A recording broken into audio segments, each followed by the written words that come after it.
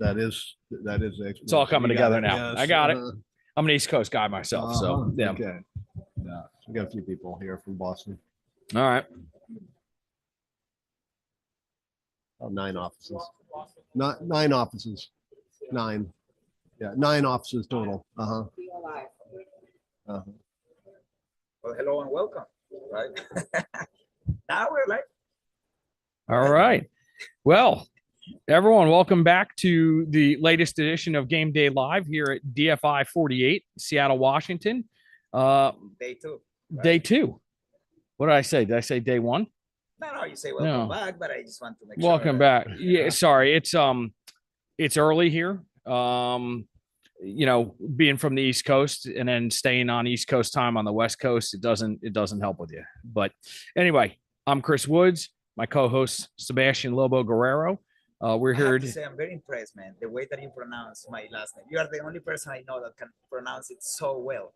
It seems that you have been practicing a lot. Look, after after our interviews yesterday, where half of the interview was in Spanish, I'm just happy to be able to contribute something to the proceedings today. That's it. That's it. Very good. We have our first guest with us today, Emil Rudolph with Fenagh Engineering. So welcome. Thank you. Fenagh Engineering, because the GH is silent in Gaelic. Fenagh Engineering. Excellent. Thanks for having me. Welcome. Welcome aboard. Well, we talk pronunciation. That's a tough one. So we got through that one. Got through that part. Excellent. Well, very good. So, you know, this is the first time we've had the opportunity to have you on game day here, and you know, we just kind of get into the weeds and the nooks and crannies of what goes on at the DFI conference. So why don't we start out a little bit? Why don't you tell us a little bit about your company and how your involvement with DFI has come to be? Sure. Yeah. So we've been involved with DFI for some time. We are heavily tied into the deep foundations industry because really the focus here is on geotechnical testing, particularly of deep foundations and drilled shafts. So we provide cross-hole sonic logging, gamma logging, and PIT testing of the integrity of those shafts. And we're doing that on several major projects around the country. And so we wanted to join and share that with you. We also do a kind of a full lineup of material testing across the country in our 9 offices. And we provide full level geotechnical design services. So how old is the company? When did it start? So the company is about 9 years old. Okay. So pretty young, but growing fast. So it started off in Boston, spinning off of a long-term organization in the Bay Area, San Francisco Bay. And that is a long way from here, right? It is. How did it expand it everywhere? Yes. Well, it has a great client base, and the clients have brought us into all sorts of the major cities. No, that's pretty cool. And then how long ago did you, tell us more about yourself. How long did you start there, and what's your background, and how you end up there? Yeah. So I came out formerly of a larger company earlier this year and wanted to get back into a smaller company mindset. Oh, really? That's very interesting. So, you know, right now we're about 240 people. Okay. That's not which that small, but no, that's definitely not a. It was already 200 when I joined just early this year. Oh wow! So it's growing quickly, and we've opened an office already this year here in Seattle. So that's what we're excited to be for a DFI here in Seattle. Oh, that's cool. And we're working on our first jobs at the airport there. So cool, really? That's awesome. Yeah. So but what area of the country are you originally from? Where did you start your career? Or, Yeah, personally, I started in the mining industry, which is a fascinating industry, a lot of fun, mineral exploration. But the bottom dropped out in the 90s on the price of metals, and that comes right like the boom and bust of commodities. So I moved into California into geotechnical practice in the mid 90s and been there ever since. How old are you, man? You look like you're like 32, 30. 4 and you're talking 90s and it's 90s. Thank you. Yeah. Yeah, thank you. I appreciate that. Yeah, exactly. It's all that the face cream they give with the Yeah, hotel. yeah, That's it. Really good face Yeah, cream. you must have moisturizing, right? had a good makeup person Lot before of- the Yes, interview correct. here. The Yeah, that's moisture- Better good. than the one we have, Chris. Yeah. I suppose I better keep using moisturizer. That was a good idea. That's it. That's it. Yeah. When it was free. remind us when we put together our budget for next year, Yes, Sebastian, we need a exactly. makeup Best artist. in- That's it. Yes. That's it. So mining, that's pretty interesting. I was just on a site and I don't have much of a mining background myself. I'm, consulting to contracting, ground improvement contracting. Some of the mining stuff is pretty fascinating to me, especially as you get into the middle parts of the country. I was on a site in Utah 2 weeks ago, active phosphate mine, where, I'm watching and I'm having them explain to me how they basically just blow off the face of the rock, like almost like they're cutting a loaf of bread, just blasting this rock off. So stripping the overburden.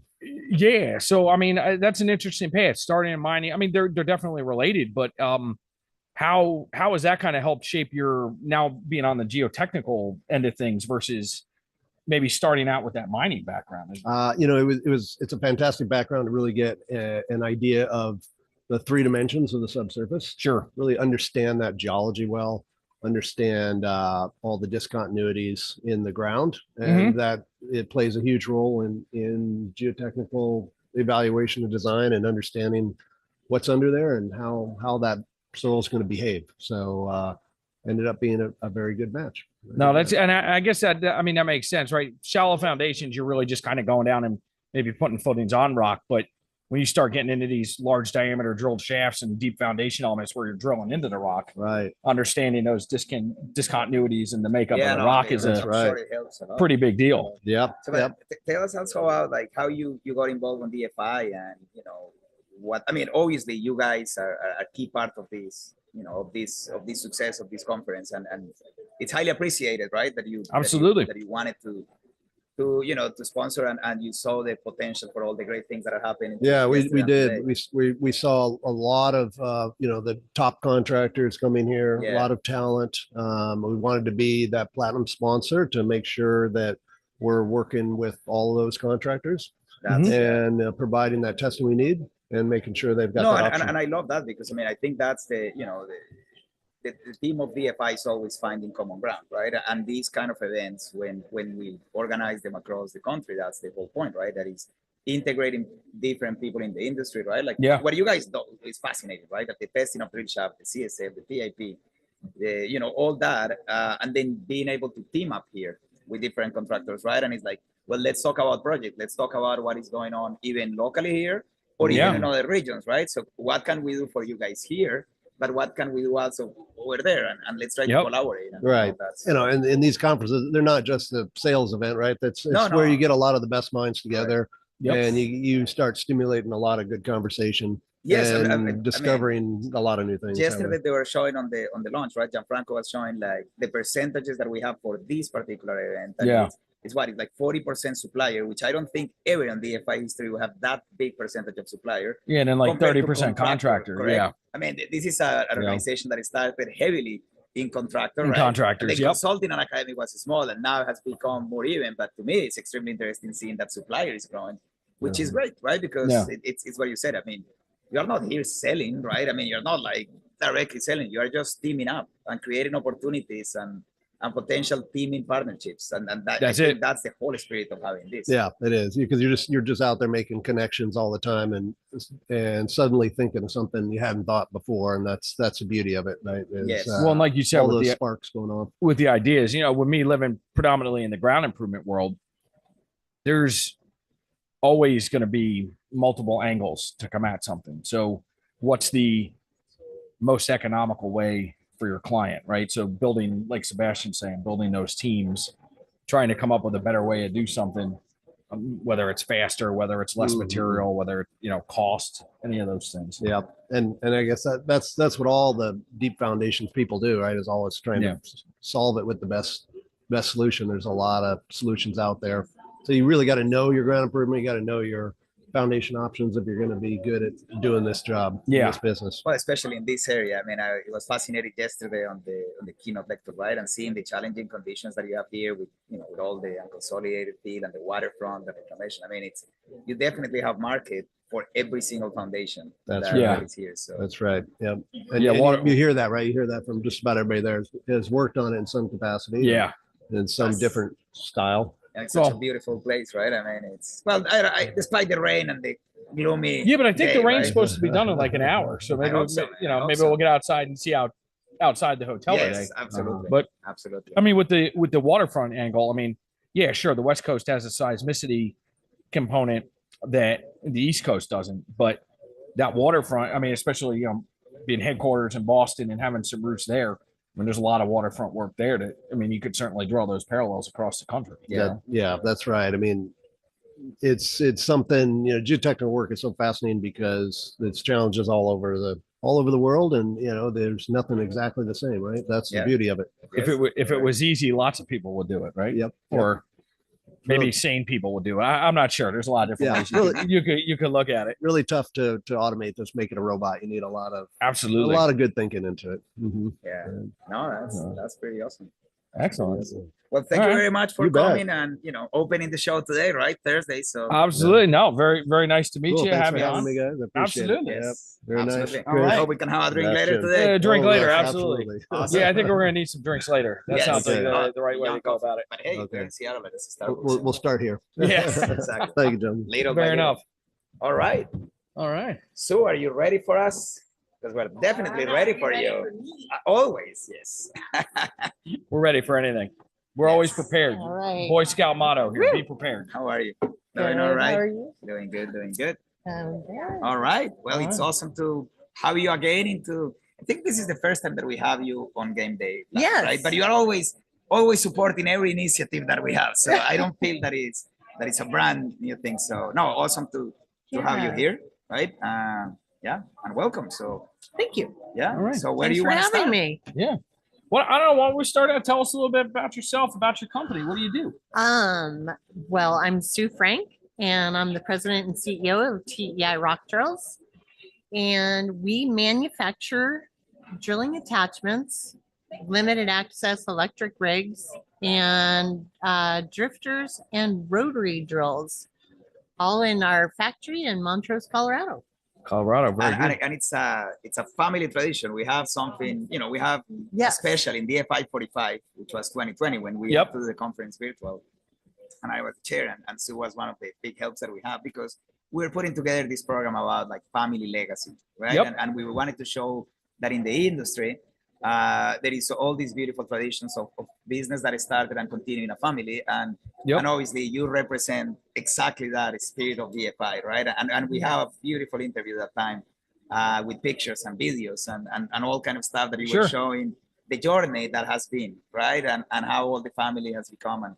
And really, I mean, how you guys have become a leader worldwide, because it's not only US, it's worldwide on manufacturing these things. So yeah. So tell us a little bit. I mean, I know we already kind of did a whole special, but I don't think that is available on YouTube, because I don't think that one is available on YouTube. But if you want us to tell us a little more about the history, the family history, and how it progressed, and how you guys became the leaders that you are today. So my dad started the business in 1980, my mom and dad.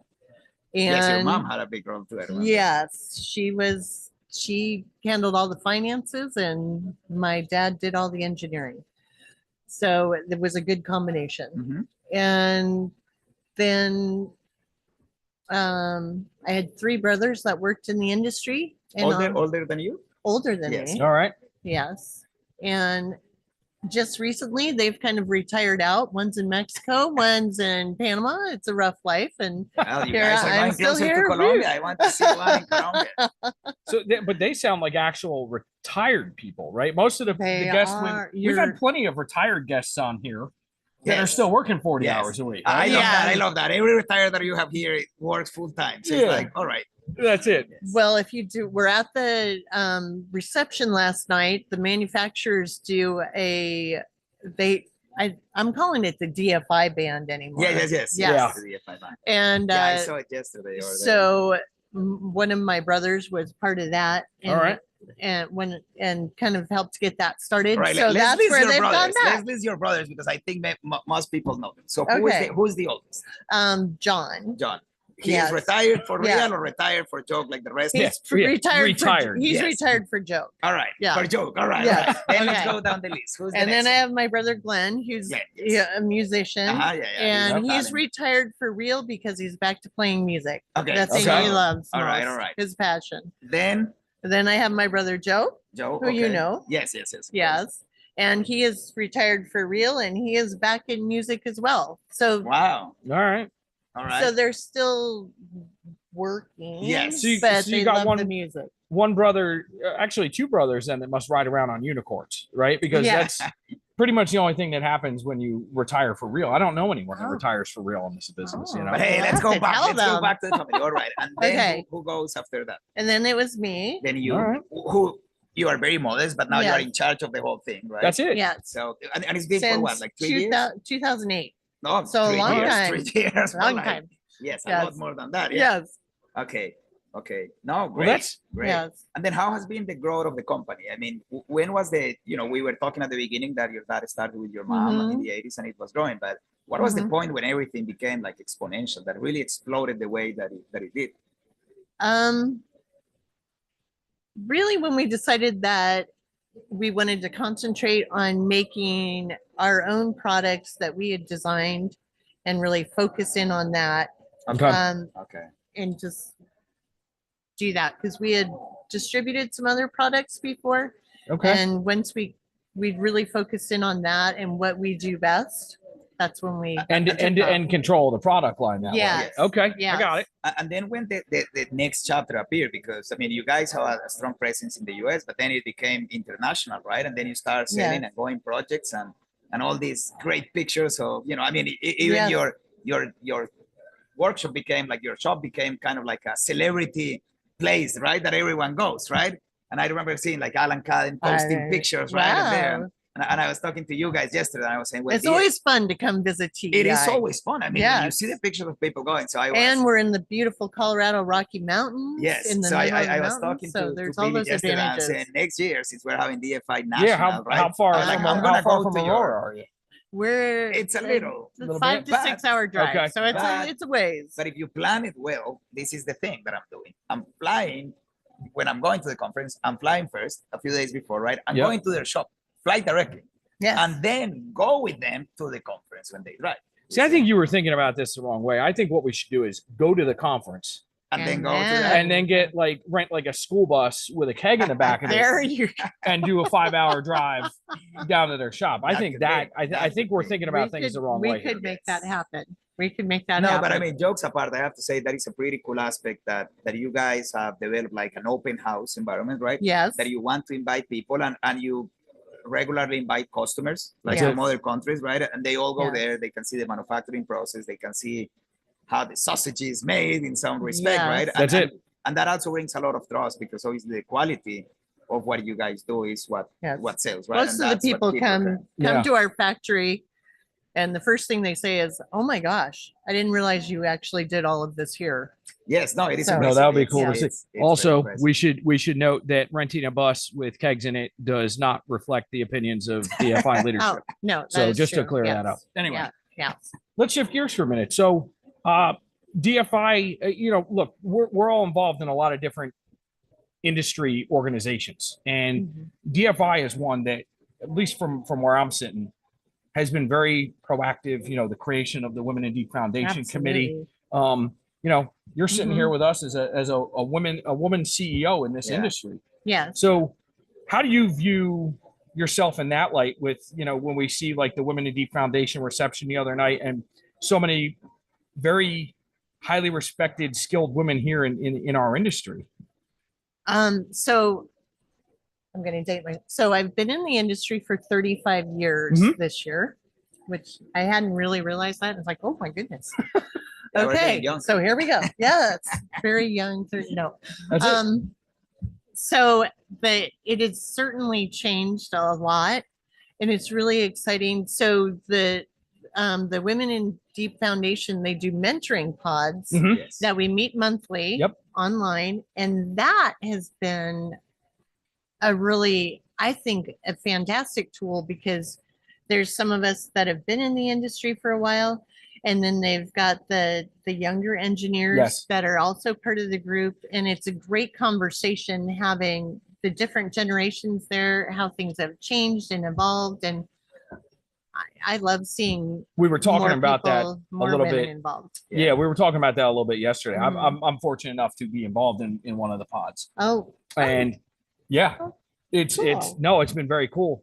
And so ours is kind of interesting, is that we've got some relatively younger engineers, but then we have like myself and Helen Robinson and Teresa, that have been in the industry for quite some time. And right? And what I found kind of funny is, like, the younger women in the pod, sometimes they're listening to me and Helen talking about some of what we got going on, and you feel like they're just kind of looking at us like, are you guys nuts? But it's also, right. Matt shaking his head. Yeah. So some of it, I feel looking back on it as maybe like a lead by example, is maybe what not to do in your career. But I think it's also valid to be able to share some of the things that have led to the success in your career. You know what I mean? So being involved in the pods has been a very that's been a very enjoyable experience for sure. And I feel like I've learned a lot being part of it as well. Let's go back, because I mean, something that I really admire from you and your company is that you have been vital for DFI all these years as a sponsor in some respect, in the sense that you trust and you see the view that many of us have in different things, right? And you always support, but that's okay. I mean, that's very appreciated. But I think the part that for me, it's even more important is your personal involvement. So this is one example, right? Like this initiative of the pods, but you're also doing all kind of things, right? And even with IFCE, like planning this workshop, right? That is. Yes. So tell us more about that. Okay. So the Women in Construction, which is part of ADSC, is doing a workshop at IFCE that will help. The idea is to help women understand more about the different equipment, what it does, and then actually be able to go out to the exhibits and see the different manufacturers of this different kind of equipment. So when they're talking about a percussion drill or different things that they can say, okay, I know what that is. And I understand. How that idea started? I believe that started with, I think like for the younger engineers coming in, that so that they could be more versed in the equipment. I believe that came up in the committee meeting that maybe we should do something like that. And you mentioned something that we're very lucky that your heart is big enough for many professional organizations, right? And we're talking all the great things that you do for DFI, but you are also very involved on many other organizations, right? Yeah. And I don't know. I find that very, very, remarkable, and it's very appreciated, because it's people like you in the industry that can make a lot of things happen, right? And I want to come back. I want to come back to the product development piece. So Matt, who's sitting over here, ourselves, Tony Marinucci, we just went through an exercise for GeoStrata where we wrote an article on kind of pulling the curtain back a little bit on geotechnical product development. Right? It's a thing that is not well known, right? I mean, there's a lot of people, you go to school to be an engineer, you come out, you be an engineer. We use tools, we use software, we use drill rigs, we use testing, we use all these things. But I don't think a lot of thought goes into like, well, who actually made that? Like, how did that happen? So one of the, in talking, we canvassed, a handful of different experts within the field that have been involved, whether it's software, whether it's, equipment. How do you guys, what sort of setup do you have, right? Because you're creating equipment and tooling that's being used by all these people in the room. Yeah. So how do you go about then collecting feedback? Do you guys have like a formal sort of process where you're talking to the people buying your equipment so you can take that feedback to make changes, advancements, whatever to the equipment you're selling? Absolutely. So everybody knows that surveys don't work. So we don't do surveys. But we have a technician that goes out with each piece of equipment that we sell. Okay. And then they come back with a report if there's something that didn't quite work out. Okay. If the customer had a suggestion of something that might work better. Okay. We also have a method within our shop that actually allows the guys that work in the workshop, if they might have a better idea Okay. of how something might go together better or Sure. manufactured differently. So we try to gather information. I would say that we concentrate on getting the information from actual users of our product. Sure. Yeah. Because I would have to say that, again, what I learned going through this exercise, writing this article, is that it never ends. Like, you get a product, and that's not just it. There's constant tinkering Absolutely. and yeah. advancement Yes, to it. absolutely. And I would also envision, like, I think of, like, you know, like Yelp or Google reviews or that kind of thing, right? People go to a restaurant and have a good dinner. They don't generally hop on the internet No, and That is put a true. good no, review. it's the Yeah. opposite, right? It goes to They bad. had hair in their Yes. food, and so they're going to go on and tear the restaurant apart, right? You So it's more always than know negative. you always know if you did something wrong, right? That's right. That's right. So, I mean, is that what do you have that same? I mean, your technicians coming back with reports is one thing, Uh-huh. but what about those sort of, you know, customers that might be having a experience that wasn't what they were expecting? Absolutely. Is that you see the same kind of thing with people? Yes. So when the service department takes a call, if somebody is having an issue, Right. then we have a weekly meeting where we'll go over Mhm. like, okay, has anything come up this week, to look for patterns, to Okay. look for, you know, ways to improve, Yeah. Once that is it? sort of thing. So if you call in, we take your call seriously. Okay. Yeah, and I mean, and you can tell. Again, Mhm. I'm not on the business of buying your equipment, right? Because I'm designer, right? And Yeah. and- No, you're not a designer. You're more like a geotechnical superstar. well, I So try we'll to call an you, academic, but you that's know. something that I really admire, which is seeing the client relationship that you have, Yeah. you know, and the fact that you, I That's mean, very you important. mentioned before that you go and visit with the technician, but you are being modest, because I also know that sometimes you just visit randomly, right? Yeah. And then you guys are very involved on going and seeing, and especially when you start talking about the international scale, it's not that easy. Yeah. But it seems that you always find the time to go and visit the client and kind of see how things are going. Also Yes. throw a party in the process, because That's it. again, Yeah. you guys are being very humble, but you always have a fun Yeah. time, I'm right? having like a little bit of FOMO now. Like, I'm feeling Yes. like I need to come. You do. Oh, see it the is. shop. Oh, man, Absolutely. you have to All catch right. up on Yeah. this. We'll have to do that. You're It's all on always social welcome. media. Excellent. So no, it's great. I Yeah. mean, I think you, from the marketing point of view, I don't think you guys do it as a marketing star or anything like that, No. but it definitely gives you also good publicity. You know, I mean, it transmits a Yes. really good energy, and I think people like that, right? It's all Yes. about the friendships that we made here and the people that we know and all that. And it's Absolutely. about like doing these things, right? And the more that you can put towards doing those things better, Yep. the better. And I think you Yep. guys really understand that. So Yes. well, Excellent. it was definitely awesome to have you here. All Thank you right. very Thank much. you, Very nice to guys. meet I you. For appreciate stopping it. by Very and- nice. yeah. Meeting. Thank you. All We right. appreciate you always have paid on us, right? Very Thank nice you. seeing you. Bye. All right. Bye. All Enjoy the right. rest of the day. Thank you.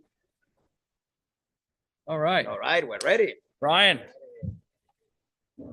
That's it. Good, man. Have a seat. We have Join a us. seat for you here. Thanks. That's it. Guest of honor. How are you? Good. Doing all right? Good. Yes. Excellent. Now, we gotta make sure we get Oh, yelled yeah, at. yeah, Our yeah, production, yeah. our production assistant will yell at you. Yeah. There's actually an electrical thing under the seat that, like, if you're not Good. close enough, you'll get shocked. Good. I need the negative reinforcement. Well, I Yeah. figured that's why Maisel. I see Maisel standing here. Yeah. You got like Yeah. a thing in your shoe that if you give the wrong answer, she's gonna like Yeah, electric shock you. exactly. Yeah, there you go. Yeah. All right, Nice. Brian McGlynn, thank you for joining us. So, Yeah. one of the main reasons we wanted to have you on, obviously, we want to hear about Farrell. We want to hear about things you're doing, but you're also the chair of the coming Super Pile next year, right? Yes. And so we're very excited about that. It's going to be in San Francisco in June. All right. So hopefully a little nicer weather than what we're getting today in Seattle. I won't make any guarantees, but no, it's shaping up to be a great program. The Bay Area market for deep foundations and ground improvement. It's just very complex, very interesting. Absolutely. There's a lot of sophisticated contractors and consultants there. It's really a great place to demonstrate, the best of what we are as an industry. And so we're hopeful that the program shapes up where we can demonstrate that to the whole industry and Absolutely. get some people coming in from all over. And so far, the abstracts we've been receiving have been nice and diverse, and very diverse in terms of geographically, I guess. So Sure. a lot of international ones, a bunch from throughout the country. So I think it should be a good program. And yeah, I mean, truly being in the Bay Area in June, it's school will be out. Hopefully, you so guys have cross-referenced the Super Pile dates with the San Francisco Giants I home don't. schedule. Yeah. Because that will be kind of delightful. I don't But know. I think when the conference ends, I'm going straight to Sonoma County. It's make it a nice little. Go have some wine. Yeah, there you go. That's not Yeah, bad. it's a great year. They're saying 2023 will be a great year. So No, I think I've probably at least maybe said, well, coming back out of the pandemic, I've been to Super Pile the last few years, and one of the interesting things I found, I think you touched on a little bit, is with the way that and DFI Annual does the same thing where you get that sort of flavor, but Super Pile being a little bit more of an intimate setting, I really feel like you get that sort of flavor of exactly where you are. Yes. Right? Because it draws a little bit more of a regional sort of attendance than the annual. But it's conference also does. a good tag team, because think about Chicago, right? Yeah. The way that it was first Super Pile, and it was that flavor that you mentioned, Yep. and then the national came, right? And Mike was involved at that Mhm. point on organizing all that. But hey, you guys are going way too fast. So Yeah. let us know a little more about yourself. We're going too Yes, fast, right? There you go. yes. All right. So let's talk about you. So where do you start your career, and how has been the process of getting into Menard now? And Yes. so obviously there has been some acquisitions here and there. and Acquisitions, yeah. changes. We want But to hear tell all us about it. just how everything has happened, and yeah, Yes. So I'm a Pittsburgher originally. it's a great Yeah, a Pitt Panther, graduated from excellent. Pitt. Best Yeah. school in the world. Yeah, must yeah. say. Kenny Pickett, Ocean Township representing. So what year you graduated? from Pitt? 2012. 2012. So I did most of my geotech work while I was there under Dr. Vallejo. Dr. Vallejo, yes. Yes. And Dr. Lean, and yeah. And so I graduated. I started with Menard right out of school, like a couple weeks later. Mhm. First project, they sent me to the Northeast in the middle of winter, and I said, "Guys, get me out of here. I'm not built for this." That sounds about right, though. Yeah. The Northeast in winter. Yeah. Yeah, that's good stuff. Yeah. right. So I spent most of the early part of my career working on projects throughout the Gulf Coast. Okay. And then we had the opportunity, we opened an office in Houston. So that's kind of the time that you were working with Mason, right? Mhm. You guys did. Okay. All right. Yeah. Yeah. All right. For those of you who can't see, Maisel Pascal's just off Yes. screen. She should do like a cameo appearance and just pass and do this. Anyway. But She needs no introduction, believe me. yes. Exactly. So, All right. So let's keep going. So you Yeah. were in the Gulf Coast. Yeah. And then so I spent most of my career working on Gulf Coast projects. And then a few years ago, my partner, her career was bringing out west. And okay. so I asked Seth, I said, "Hey, do you think It will be any strategic acquisitions in line?" And Yeah. said, "Stay tuned." And so it worked out nicely that the acquisition occurred, and I was able to transfer out to Farrell. Uh-huh. And they've been very welcoming. Everyone there's great. Okay. It's a lot of the same stuff. Uh-huh. Just a little. It's interesting because both the kind of design technique Mhm. and things like that developed in parallel. So it's you end up at the same point, same but point, yeah, yeah, but it's cool to see the different takes, and then it's just a little bit different geotechnical challenges going from Cool. South Louisiana clays to Well, the but Untitled that muds, makes an yeah. awesome experience and an awesome career, right? I mean, Yeah. it's all about fundraising. So tell us more. I mean, obviously, Menard has always been a big partner, right, on all the initiatives DFI have. But like, how long have you been involved with DFI and different things? Yeah, so it's been exponential growth, I would say. Earlier, so I think last year, Mary Nodine had reached out to ask me to be on a webinar. So I did that, and then I volunteered to write an article. It was on the same topic, And then next thing you know, they have me Super chairing Super Pile was Pile. There you go. Which, but I mean, it's great. Yeah. It's, I mean, that's what DFI is constantly doing, right? It's always, I mean, it happened to Chris, it happened to me when we got involved. It's always looking for that, well, young talent. We're not young anymore, but you are young, right? So, but it's looking for that and trying to bring that energy and that view into these conferences, right? And that's Truly. also very excited that you are doing this. And Yeah. I'm sure you're gonna do an awesome job bringing that flavor. So yeah. So tell us a little more. I mean, what do you see? I mean, obviously it's still in planning, but what do you think is gonna be the special part of Super Pile? Like, what do you think is gonna make it that different, right? Than Yes. before? And so I think in California, we have a very active geotechnical industry group, CalGeo. Yep. Yes. And so they're very excited to help, co-host with us or welcome people from all over the world to our market. Yeah. And so they're working through some things, kind of showing what it's like to, engineer, design, and construct in this market. I mean, even coming from the different markets I've worked in throughout the United States into that Bay Area market, I mean, it's its own world, truly. Absolutely. So I think there's like a lot of good things that we do there, the approaches, and there's a lot of recognition as to,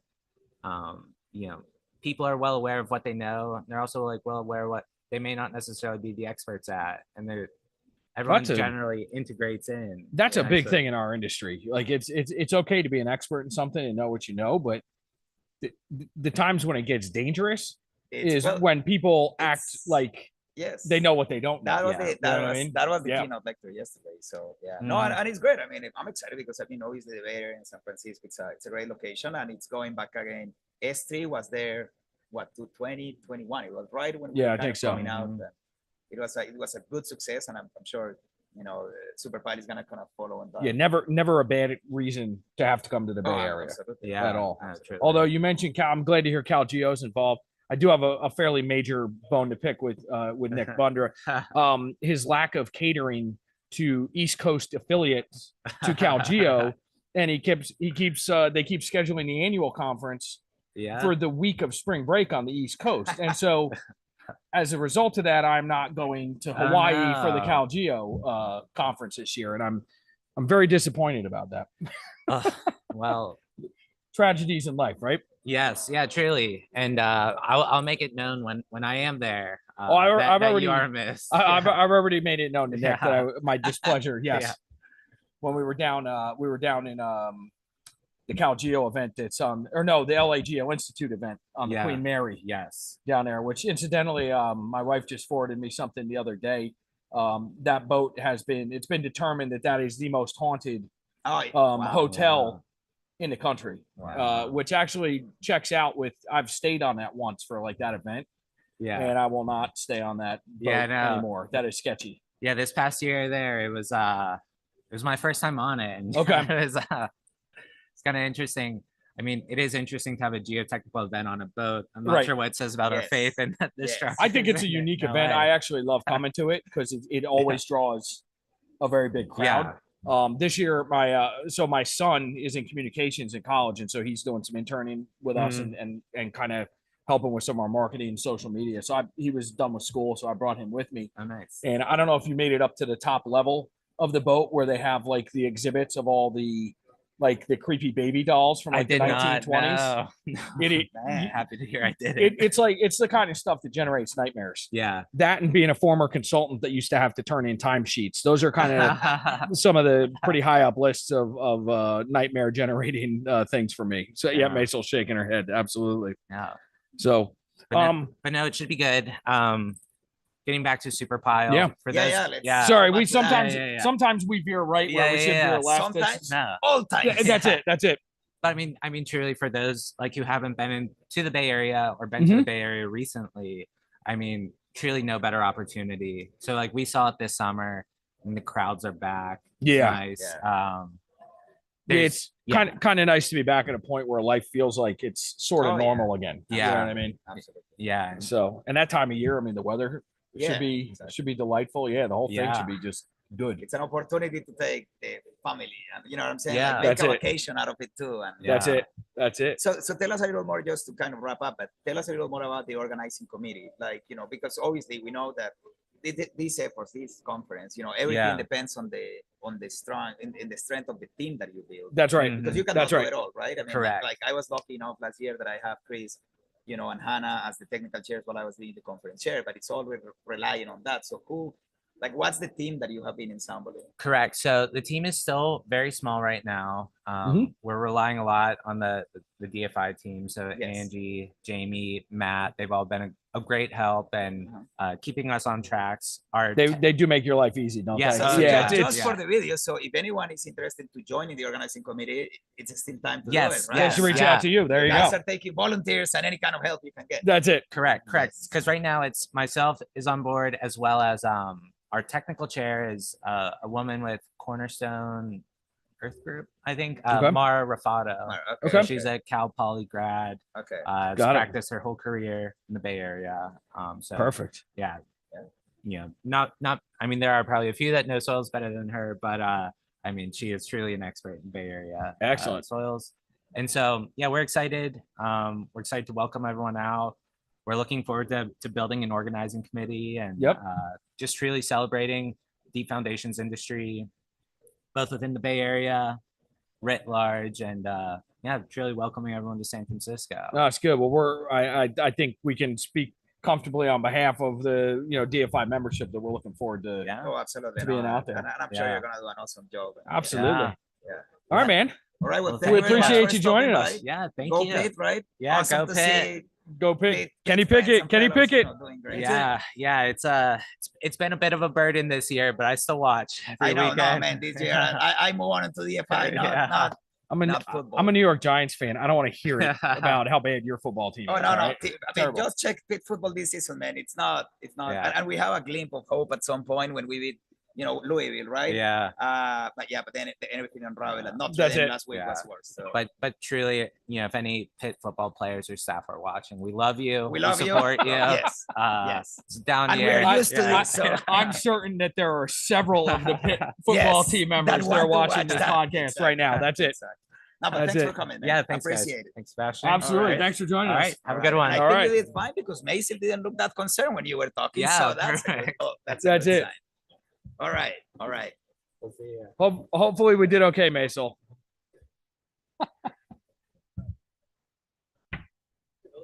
All right. All right. What's up, man? Dan. Dan, Chris Woods. Nice to meet you, Chris. All Right. right. Done. Sebastian. Nice to meet you, Sebastian. Sorry, I'm a giant, fellas. Yeah, you make me feel Hey. really small next to you, man. That's it. So how we doing? All right. So Doing well, man. you're with Piertech. So why don't we start out, with why don't you tell us a little bit about yourself, about Piertech? What do you guys do? And what do you got going on here today? So we design and manufacture helical piers. All right. We do it a little bit different than most in that we kind of line the halls with technical ability. So I'm an engineer. Okay. Worked as an engineer for many years. My boss is engineer. We're one of the few companies. We have an engineering team. So we have Piertech Systems that manufactures the piers. Okay. Piertech Engineering that actually goes through and does the design work for us. Design. Okay. And then so they stamp projects, they do the submittals, they deal with all the stuff for the customers. Got it. So it's fascinating in that way. So basically one-stop shop for folks trying to get something done. But, And so the customers then just have to take your design and install them the way you guys have Yeah. designed them. Yeah, but it's- I mean, All right. it's good to stop there for a second because what you guys bring on that value, that is very unique. Yeah, Right. I mean, absolutely. not many. There is great suppliers and there is great manufacturers and also contractor and installer. But what you guys do of providing the full service, it's something that definitely sets you apart, right? Yep, And absolutely. That's why I said remarkable. we're one of the rare companies that do it that way, but we have it just as a full service value for everybody. So Okay. I know a lot of companies right now when they need a helical, they aren't sure, hey, is this project viable for a helical? Yeah. We do value engineering for that up front to try Okay. and help people and see, hey, Sure. is this a project that it would make sense? But then after that, I mean, it's a matter of we help with the design with the customer. We liaise between both customer groups so that our customer isn't experienced with the design of helicals like we will be. So we allow them to be able to say, hey, this is your project. Let us work directly with the engineering team with your customer and just Uh-huh. basically work directly with them from our engineering team. No, I mean, that really is a value added proposition in this business, right? I mean, I think, I live in the ground improvement world as a ground improvement contractor. And I think back to my days as a geotechnical consultant, when you're sitting there as a geotech, you've got boring logs in front of you. Yeah. There's never just one answer. You know what I mean? No. There's always multiple answers to a solution. And then you start having to weigh schedule concerns, cost concerns, right? There's a whole bunch of, and there's no way really as a geotechnical consultant to be that knowledgeable on every single possible solution. All the different systems that exist out there. Yeah. Right. So and not to mention that you start taking in, it's funny you say it that way. When you get into the value engineer side of things, and you start looking at, you've got project timeline, you've got cost of goods, you've got cost of, actual install time, you've got all sorts of different things. It depends on the situation. Helicals aren't the fastest or cheapest in every situation. They're one of the fastest and one of the least expensive. Yeah. But it's a situation where if somebody has 6 months worth of dirt improvement that they've got to do, ground improvement they've got to do, and you can install helicals in 3 weeks, it's a no-brainer. Maybe on a look at the totality of the dollars, it might be the more expensive option. Yeah. But if you can cut that time, you get into tenth or a quarter of the time, you get into a $2 billion capex project. Right. Yeah. All of a sudden, you got 5 months shaved off your schedule. Yeah. You're into production 5 months faster. That's it. That's all. That's value add immediately. That's you become a rounding error. Yeah, exactly. In some of these jobs. Yeah. That's something else. All right. So, but tell us more about the company. Absolutely. So where did it start? Then tell us more about you too. Like how you end up there and all that. So funny backstory about me. I'll make it super quick, but I got my my undergrad. We have time for you. I got you. We got nothing but time. Well, you guys are making me feel really comfortable. We can spend the day. Well, that's it. We have chocolates and everything. Look, we got Matt here. Matt will get us a drink if we need. We're starting to get close enough to the time where Matt will bring us scotch. Yes. So it works out pretty well.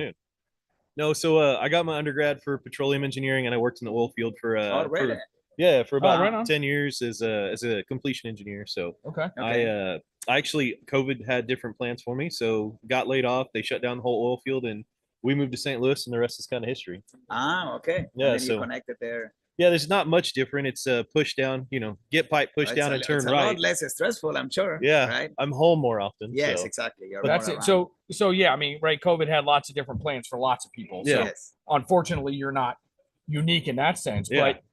But we're all going to look back on our careers and how certain events have, shaped or veered our path or done something. We're now a couple years kind of after the whole COVID situation started. Are you looking at this saying, man, this was actually, it worked out really well. Yeah. It worked out really well. Yeah. So the wife is, she's with Boeing now and doing some project I'm not allowed to know about, but yeah, for both of us to wind up, St. Louis is a great place to raise the kids. And again, Piertech, these guys have been great. I couldn't ask for a better company to work for. So what's your guys' reach? Piertech.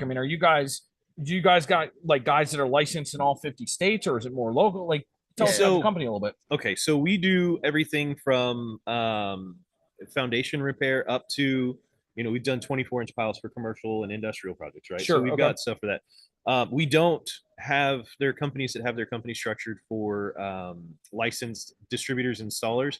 We train individual installers in specific locales to be able to go out and install our piers. And do it in a safe way, safe, effective, trackable, manageable way. And so we do the training, we offer it, we get those guys trained up, and we have people all over the country. But again, we don't have it set up where we only have one person per state or anything like that. We've got people in different cities. So if there's a specific project you need, whether it's one pier or 1,000 piers, we've got a customer that can help you out with installing. So your people that are kind of spread out throughout the country, they might be kind of in certain areas and stuff like that. Yeah. And I get people who call in sometimes that are in these really remote areas that are asking, hey, do you have an installer out here? And hey, if we don't, I can train someone up and get them to install it. Ultimately, that's it. Yeah. So how big is the company, like employee wise? Like how many? Yeah, when did it start? What's the history? It's 2001. We've been around a little over 20 years. Well, that's the year I came to the States. So, really? Yeah. Nice. Man. Yeah. Wow. He's got a plaque of that on the front yard of his house. Exactly. I got here. Exactly. Yeah.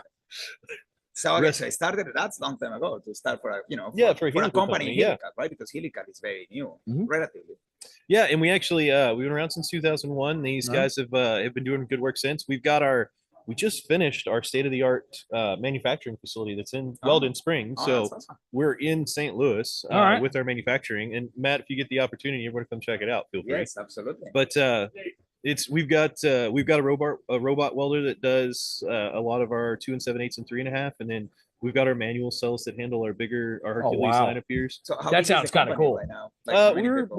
We're pushing very quickly to 50 employees here that are direct employees, Yeah, direct not employees. contractors or And anything then like yeah, that. yeah, the contractors will be a Yeah, separate I'd group. have to dig into that one. I don't have that number Yeah. off the top of my head, but yeah, we stay pretty busy. I'll say it that way. With the facility that we just built, we actually just this month broke a record in capacity. We've done more capacity out of it than we did, about 25% more capacity in October than we'd expected. So Oh wow, we've That's we good. started exceeding the goals with that. business So going all right. That's Yeah. cool. Yeah, I mean, you're talking about laser welders and robot welders. I mean, that'd be some cool stuff to see how that Yeah, automated yeah, some of absolutely. those processes go Yes, for Yeah, sure. absolutely. Yeah. well, and rotational tests, torque tests, tensile tests. We test all the material. It's all manufactured here in the U.S. The Yep. pipe is primary.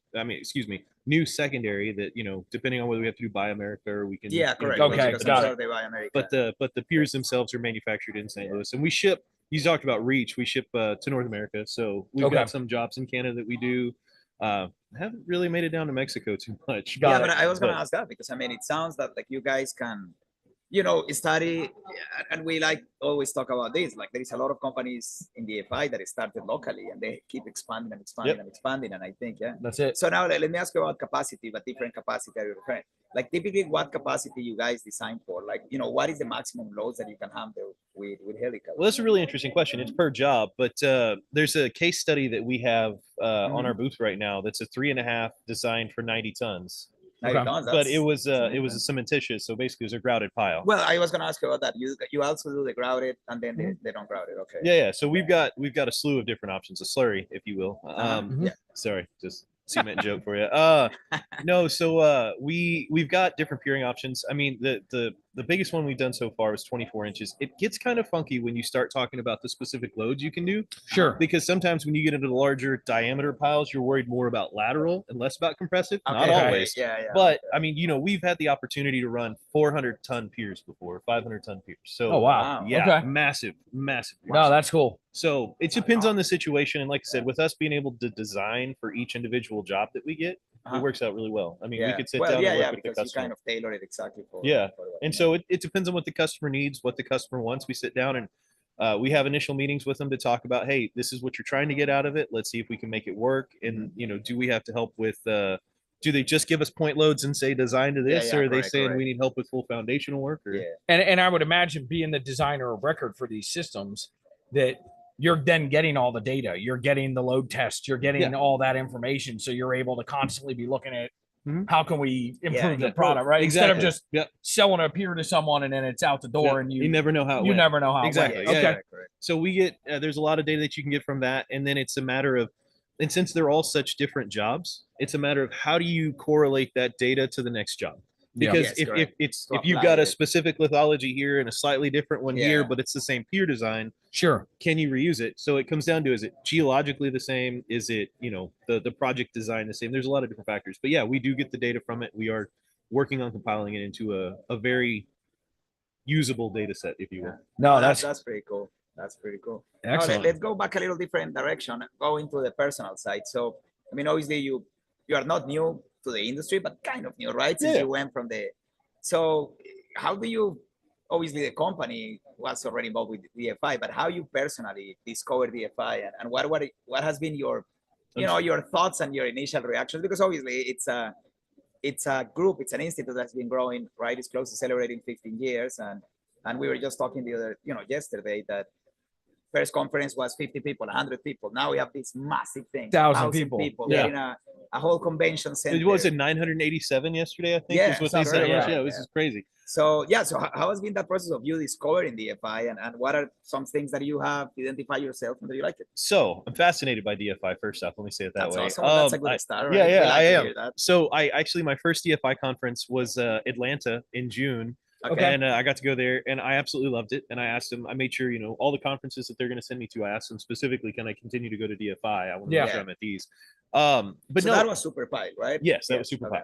So, but one of the things that we're working on, we want to, I'm asking directly, and Michael and Kevin also, we want to start getting more into the technical paper side and being able to present not only from the technical side of things, but also from the manufacturer side. Yeah. So we're working up some unique projects for that to be able to present and that that is way. always welcome, because that's the technical. I mean, the technical aspect that DFI always look is it's for that, right? I mean, the composition of DFI, it's very involved with supplier, manufacturer, and also contractor, and those presentations are always highly appreciated, right? Because they know it's those experiences that you guys have that when you share it, like me being on the design point of view, it's extremely, you know, gratifying to see, and that's what you come here to this conference to see, right? To learn these things. So I'm very glad you guys want to go into that. Well, and we're actually developing right now. I can't get into it, but we're looking at a couple of different tests that we can do for a few different things we're working on. Our motto is driven by innovation, and we truly stick to that. We're actually innovating lots of things that right now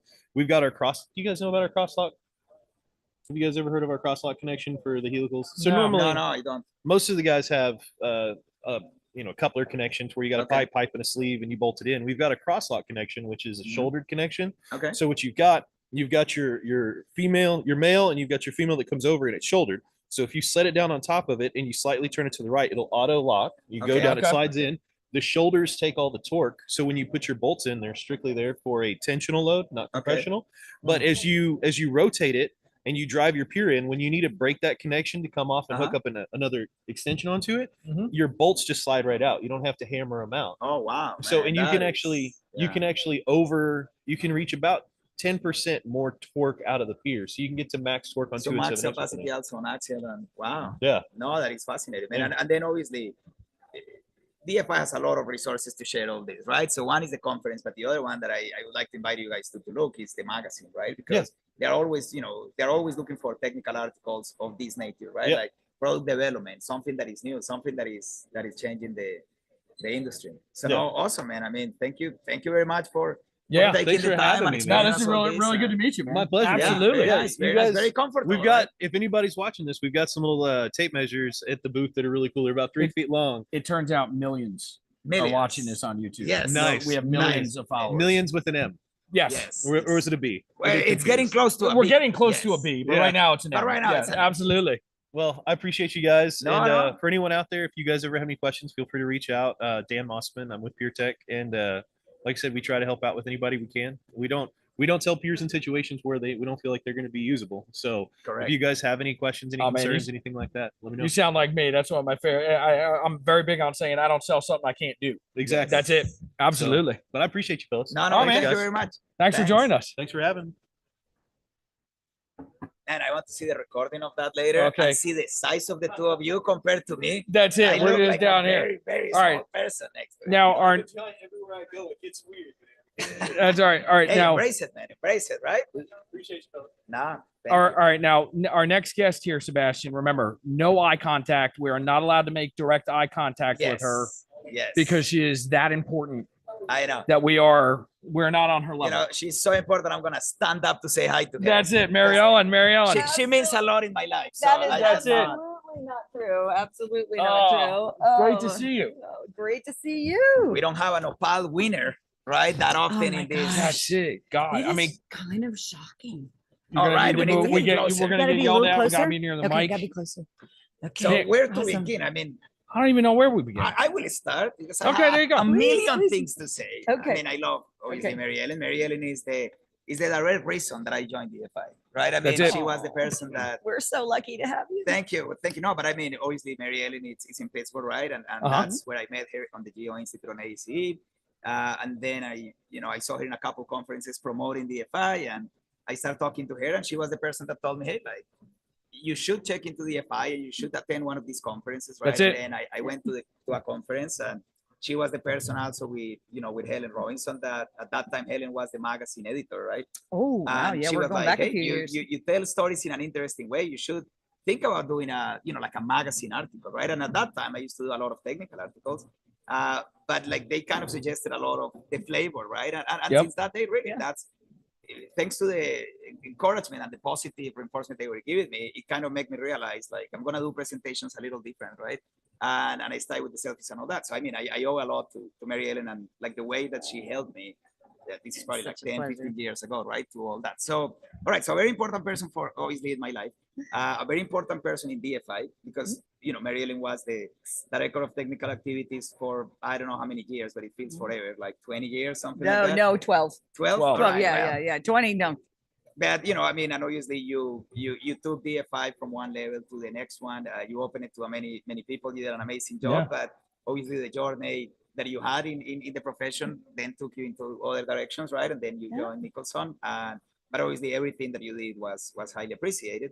And now kind of having this new era of your life, right? That is with a contractor, right? So That's it. Always The dark wanted to side. be. I The dark always side. wanted to be. I was trying to get there. And That's obviously it. embracing it, enjoying it. And then all this great journey bring us to the Opal Award, which I think it's a huge deal in Chicago, like a week and a half ago, right? So yeah, so tell us a little more about that and what it means and how was it? Well, thank you for And that first of all, wonderful. say hi, right? First of all, hello, 'Cause I everybody. went I'm like a bullet so there. happy to be So here. That's it. So, well, I missed my chance to get on game day last year because there were so many people going, and I had this tiny little space of time, and I got Don't into. worry, I'm last year we so were not the host, so We're it's not okay. the host, I so was it's so better glad that to- you're here Yeah, this it's year. better Yeah. that you missed I it, was so yes. glad to be on this time. So that's wonderful. So yeah, so thank you for that wonderful introduction. And I just love DFI and I love everything to do with it. So I'm so happy to be here. But so what was you had asked me about the Opal? So Yes. I was so thrilled to get a phone call back in November last year. And it was from the executive director of ASE. Okay. And so I get a phone call and I see the caller ID and I didn't answer it. And I see it again. And then I get one on my cell phone and then it comes back on. I'm like, oh my gosh, somebody is trying to get a hold Get of a me. hold of me. Yeah. So, right. So I answer the phone and I didn't believe it. I really didn't believe it. So I didn't say it to anything to anybody. Yeah. My husband, right, until February when it actually got announced. published. Yeah. I said, I really think I need to see this in writing. Yeah. But I knew it was coming, and it was from ASCE Geo Institute, Deep Foundations and Earth Retention Committee. So it's kind of like a SAG award, right? Like you're Yeah. kind of like your friends decided to Yes, put and- that and I- time And I'm into sure it's Yeah. a great writing thing, it for yeah, you. That's it's- what meant so much to me. we were talking yesterday with Yeah. obviously another giant on our field and also DFI giant, you know, John Wallace. Yeah. Yeah. He was also like, we were asking him about this special, you know, feeling of getting these three major awards, right? The Osterberg Lecture and then getting the one DFI Tonight, getting the one from Geo Institute and Geo Congress. And he was also saying Yeah. that it was very humbling Absolutely. just to see that you have done a career, right? And Well, all same as these- him, you never did it for getting this award, right? You did it for other reasons. Exactly. Right. But definitely having these awards, it just, I guess the part that many people, and he was mentioning yesterday, the part that you value the most is that the people notice it, right? That people notice what you did and want to recognize it, right? And All more of than the award is the knowing that people wanted to yeah. nominate it. Well, Right. that's wanted just to. the thing. Right. All of these Yes. awards are peer nominated, right? So, I mean, on the Geo Institute side, sitting on the Soil Improvement Committee, I'm on the group that every year when all the awards come around, Yes. now you're not guaranteed that your nomination coming out of your committee is It's gonna always make going to it. get an award. But Yeah. with the Soil Improvement Committee in particular, we've been very, very successful the last few years with the people we've been nominating getting these awards, but it all stems from your peers, right? Which Right, and I it's can't such imagine a that big feeling, knowing deal. that it's, And people, and I understand what you're saying. People get what you're trying to do, yeah, right? They get that you're trying to support people, you're trying to move the industry forward, absolutely. you're trying to start a conversation that allows people to contribute and to grow, right? Yeah. That was really the big thing. So it was Ann Lemnitzer, love her, Yep. and Dale, Yeah. and who's the other? Van Kamerka Okay. and Rusbeh Mogadam. So Okay. just the thought that those Yeah. people took it upon, like to write a really meaningful recommendation Yeah. letter. Yeah, correct. It's a lot of time. Yeah. It is really a lot of time, and But I it- appreciated it. But I- it was so when so I uh-huh. was No, very surprised and humbled and And then how was Yeah. it? I mean, you went to Chicago. and you yes, have we the went to big- Chicago. Well, I tell you, it was a testament to management skills because I had to organize hotel rooms and flights for my family, my entire family. So if you can do that for your entire family, My wife has when your sister, your oh. brothers are like, yeah, I'm not sure when I'm coming in, and I'm not, and I'm like, you know what? We go to Disney a lot. We go to Disney a lot, and my wife like is like for the like the extended family is like the completely unpaid Disney travel consultant. She's just like, that's right. And everybody close to you is like, yeah, I'll let you know. Oh, she'll just handle it. She's just sitting there. She's like, when do I start sending out invoices to these creeps? You know what I mean? Like, exactly. Well, we got a fancy dress and all of that. It was really, really fun. And standing up. So I wanted to not to choke up. And I wanted not to cough because I'd had a cold. So I managed to get through my 1 minute speech without doing either one of those. So I was happy. But I was telling, it's just everybody's just been so happy. And it just it's so heartwarming. It's really, really heartwarming. I found out through LinkedIn, right? And it was not even you making a post, but different people making posts. A post on your behalf. And and it was like pictures of you and stuff like that. And reading the comments, it was extremely gratifying because as I described at the beginning, I have a lot of personal reasons for the admiration that I have for you, right? But then it's awesome to see that other people, everyone else, have the same story. Well, I think it's nice, and it just shows the deep impact that you have had in the lives of many of us. I think it's thank you. I do love it. It's nice to like the recognition is one thing. I don't think any of us in this industry do it to get recognition, but like I think back like last year. I like it. Well, Sebastian and I last year were fortunate enough to get President's Award at DFI last year, right? And that's nothing compared to the award you were just given, but like I just remember thinking about that, like just thinking like, wow, all right, people like notice. Yes, that's what we're trying to do. Impact you're trying to make. Yes. That's right. That the impact is not to be. Look at everything I've done. It's look at what we can do together. Exactly. Look at everything we can achieve when we work together, when we trust each other, when we have those tough, tricky conversations and we move it forward. We're not going to agree on everything, but what we do agree on, we move it forward and then we keep talking about it. Yeah. Right? So, and how many friends have you met? How all my mentors have come from these organizations. I mean, it's unbelievable. My most pivotal mentors have come. Well, that's a big thing I harp on whenever I'm in some of these podcasts. You know, I did the Geotech podcast with Jared and some of the other ones, and I'm always harping on like it is entirely about relationships. Absolutely. Like everything is about relationships. But it's about relationships, but really without an interest. I mean, it's about relationship, but it's not like a relationship with an expectation of something in return. Exactly. It was a relationship that develops very naturally with a common love and passion for the profession and things like that. Not like I'm trying to have this relationship to see how much I can get out of you. You know what I'm saying? That's right. Absolutely. That's it. Absolutely. So, all right. So let's pivot here for a minute. So, you know, what's it been? It's been what, three years or so since you? No, 2 years. 2 years. 2 years. And I remember, you know, a lot of people, oh my God, Mary Ellen's leaving. What are we going to do? Now, it turns out any of those concerns were short-lived because Matt's picked up where you've left off and is just, you know, kicking ass. Yes, but absolutely. So let's talk about the shift now coming from an organizational setting to back onto the.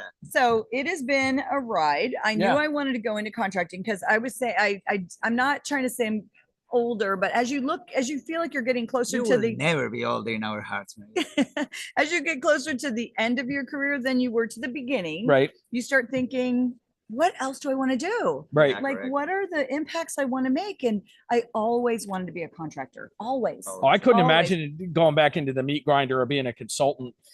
I did. Not to mention timesheets. You don't have timesheets. God, what is I do, but it's pretty straightforward. Yeah.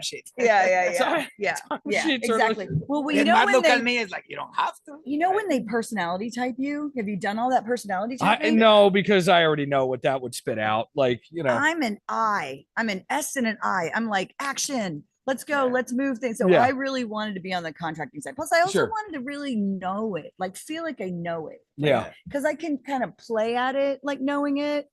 But I really but there's something about putting your boots on and being out and getting dirty. Yeah, absolutely. There is also something to say, which is you got this opportunity, but it also right things happen at the right time. You also jump into this when Nicholson is cooking a lot of great things, right? I mean, Tom Richards, he retired, but he's still around, right? Yeah, he's another one of these guys that, you know, we're so glad to have him. Retired. Shams also is still working there, so you have the chance to interact with them. Yep. But then you have like a lot of great promises, like you know, Frederick is taking care of a lot of stuff on engineering. Yep. You have Mark also taking things, and then you have Brian Barcasco's Oh, doing but a lot he's- of things. he's the Brian's best. great. Yes. Yeah. You join a team. Absolutely. You join a team that is on the rise, and it's a very cool Yeah, opportunity yeah, to jump yeah. into that, right? So my role in client relationships, so it's teaching us, it's really working to strengthen that relationship part on all levels in the company, from field all the way up to Jeff, Mhm. right? And Okay. the importance of that, because we like to think our technical solutions stand on their own, right? Sure. Oh, they'll call us. I mean, we're good at what we do, right? And we're in their area and we know, but keeping those relationships, and Technical keeping solutions are that- not all of it. You know, I mean, exactly. you can have the best technical solution, and you know, this is me speaking now as a contractor. You can have a fantastic solution in the field, and if your superintendent or one of your operators or something creates a problem, or like, you know, on the site Exactly. where there's just not that connection, That's it doesn't what you- matter how good you are. That's what is gonna, That's the what they taste that's going to be remember. left. Exactly, exactly. The other is, you know, it's a very competitive market for labor. right? Yeah, no So we kidding. got field engineers, and they are so critical to our Uh-huh. you know, growth, and they are valued, right? So we want to get them in, make them feel valued, Yeah, train them, right. teach them not just the technical things, but how to be client focused, how to communicate, how to Yeah, how to say what you need, how to figure out what influence they want to have, right? And try to grow them to do. So I get to work in that arena that's awesome. also, which has been really great. Well, it's kind of like, as I left I was telling my brother I'm left, I said so many things I wanted to still do at DFI. And he's like, well, you can do those, but you Well, could do them at your No, company no, no, no. too. And- That's and- it. and- Okay, Right? and I'll give you that because that's Yeah. also awesome to see, which is obviously you move on to the next chapter on your journey, right? Which is great and it's being embraced and it's happening, but it's also But you haven't forgot the little people but here. it's also Yeah, to right. see your exactly, but it's also to see the way that you have been back right now, and you are going back into the committees, right? I mean, That's it. Yeah, I mean, which you I'm were so the happy to be technical there. director, right? Yeah. Now you're going back into the committees, and Yeah. and you also took a really good attitude. I mean, I think it's when you move out, you kind of took your time and obviously say like I need to go back to DFI, but I want to approach it into a different role, right? Right. Yep. And I'm just gonna go slowly, and I'm gonna go step by step, and I'm getting better. It's as an spectator, it's awesome to see you being reconnected again because That's it. obviously Oh, thank you. you have a magic and you have an Yeah. energy that is awesome, that is still around, right? And Well, not you that want to that you know. contribute, right? And Correct, it was correct. funny because Lori Simpson was like, make sure you get your annual plan on time. And I was like, yes, ma'am, I will. That's it. And the shoes on the Correct, other correct. foot. That's it. Because I will try to be, I will Well, try that's to meet because all you those set deadlines. that bar with those expectations, and now that's how it runs. So Yeah, but I'm on the other side now, so I'm kind of seeing how that works out. But That's it. Yeah, we're gonna try to do it. So I'm so happy to be involved. It Yes, was and I would Excellent. say that, I mean, Yeah. it's also awesome to see you like what we're doing with IFC for next year, right? Like, Yes, you're still that's running gonna be that as a awesome. technical, and it's great. So Well, it's funny because I can now be invited to be doing those things, Yes, right? Because correct, I was correct. never invited Exactly. to be the So it's chair of exploring new things. So yeah, opportunities. so that's wonderful. So awesome. thank you so much No, for no, having me thank on you this. very much for yeah, really we coming. appreciate can. it. Thank I you very think much we for can say joining we're us. glad that it didn't work out last year, that you made it on the show, Yes. because then Oh, you're this here. worked out Yes, perfectly. this Yeah, year. thank you so much. Thank you Everybody's for- been so supportive and so kind, and I love it. So thank you so much. Excellent. All right, All thanks. right, Mary Ellen, Okay. thanks for All coming. right, we'll see you Absolute guys. admiration Okay. for your career. All right, thank you so much. Congratulations on the award. All Okay. right, thanks a bunch, guys. All right. Thanks, man. All right. It's game day. It's That's game it. day. Game is on. Yes, that's the it. attitude That's we it. need. That's it. All right. I'm All Steve. right. Steve, Chris Woods. Chris, nice to meet Steve, you. how are you? Sebastian. Nice meeting you. Sebastian, nice to meet you. All right. Awesome. All So right. I mean, I don't know where we start, right? I mean, you've been kind of sitting here watching what we do. We're just our role with game day is to just kind of get the flavor of what's happening here in the Yeah. exhibit hall. And Sure. you know, we're talking to the chairs, we're talking to, award winners like Mary Ellen. I mean, Yeah. glad she could grace us with her presence. She didn't have enough time for us. So Well, why don't you- we start out? You What guys should feel blessed that I'm sitting here. we do. I do, and I will Trust go me. into Yeah. it in a second about that. Hey, look, we've been doing this. This is the third year we've done this now. Nice. We're grateful for everyone. Yeah. that But comes I'm, to but that. I'm Absolutely. honestly, I am personally excited that you're here because of what you represent, Nice. and we'll go into that in a few seconds. But I mean, I think Gabe is one of the main players that we have had in conference from many. Yeah, one points of the big view. sponsors. I mean, Absolutely. it's I mean, right from the bat, I'll say it is one of the main sponsors, and that's appreciated because none of this happen if there is no companies that commit in that level. to be the right? sponsors. say it. Absolutely. And it's been a sponsor on all kind of initiatives, right? Sure. And I love the fact that you guys put a lot of effort making it fun, right? And every year you have, you know, like now you're doing the conference T-shirt, right? And it's like Right. the city, and you put all that, and obviously you have the hats and all. And I'm kind of assuming things that make was it I'm fun. assuming that was one of you guys dressed as a gorilla at the Halloween. I thing, imagine yeah? that was on Tuesday. Yeah, Otherwise yeah, it I was mean, on- That was the apprentice. That's it. Yeah, we make him wear. That the feels suit. like It a gets job- hot in there. That feels like suit a job gets for an "Oh, I intern." don't want to Yeah. be in that. I've been in it once before. Plus, I you have know? to say, I'd on a rather personal- represent on this side of the suit. That's it. Yeah. on a personal level, I love all the clothes that you guys do, and those are like my pajamas are always the ape. And I think my son believes that I work there or something, so I always That's have the it. ape behind and all that. So no, All right, but I so mean, jokes apart, it's awesome to see that support that you guys always have to DFI and to the industry in general. I think Nice. it's noticed, and it's important that you guys know that. Well, yeah, and I agree. I believe that shared knowledge through the DFI is potentially one of the best things that we do because it unites the foundation industry Yes, and absolutely. it brings us together, makes us stronger. Absolutely. I mean, I don't know of really any other entity that combines what we bring, not just us but collectively to the table at these conferences. Well, I feel like it's the practical aspect, right? Like that's Exactly, one of the yes. things that's drawn me so heavily to DFI. I mean, look, you've got GeoInstitute, you've got drill shafts. I mean, there's all these different which are all great committees, in its own but way. they Sure. every organization has its own flavor. flavor, Yeah, right? absolutely. And one of the things here is there's such a heavier slant towards the suppliers, the contractors, the folks that are Correct. physically doing Boots the work. on the ground. That's we it. call What we were Absolutely. talking It's a earlier boots on the today, like ground. looking at the statistics yesterday, right, from Gianfranco.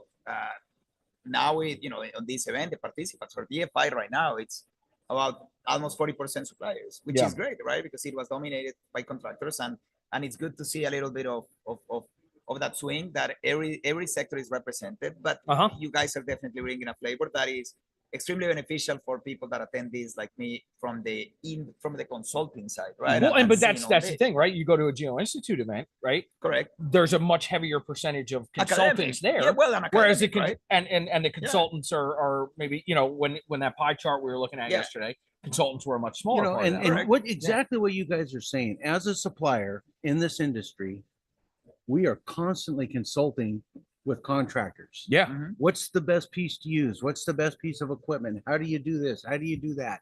And we collectively bring all that together and present it to the contractor and say, this is going to work for you. Well, that's the only way you can get feedback Yeah. as to the products you're selling. Absolutely. How do you right? We've been talking about this with a couple of the guests today, but Matt and I wrote an article in that's in GeoStrata this month on product development. Yeah. And so learning, talking to different people in that realm, one of the things that became very clear to us pretty quickly was just because you've launched a product, that's really kind of only the beginning of it. It is. Yeah. Right? It's Very you're much. getting that feedback from the people that are actually using these products on how to change it, whether it's for the good or the bad, right? How do you make them better? How do you Yeah. change, And in you this know? industry, you always have to be advancing. Otherwise, you're going to be left behind. That's it. Yeah, That's how we absolutely. came to develop our silverback line of equipment that going back over the last 20 years and looking what we've done, we can't stay the same. Yeah. We have to advance. We have to be able to move forward in this industry. And we look at it from all aspects. We get a lot of information from these shows. Well, let's take a step back. Though. Yeah, I was gonna say, let's go back to the beginning. Let's Yeah, start. right? Yeah, tell us a little bit about the company. For How our, it again, we started have and- millions of viewers on YouTube right now. Yes. Tell Close us a to little bit about the billions right company, now. the products you guys develop. Well, we started out in baby steps in about 1990, 1992. We started, Okay. accelerating a little bit. And we started collecting some of the top end personnel that from around the industry, Sure. especially okay. in That what was the we strategy. do. We rent, sell, and service pile driving equipment. And Got it. most of our guys came up from the ground, Right.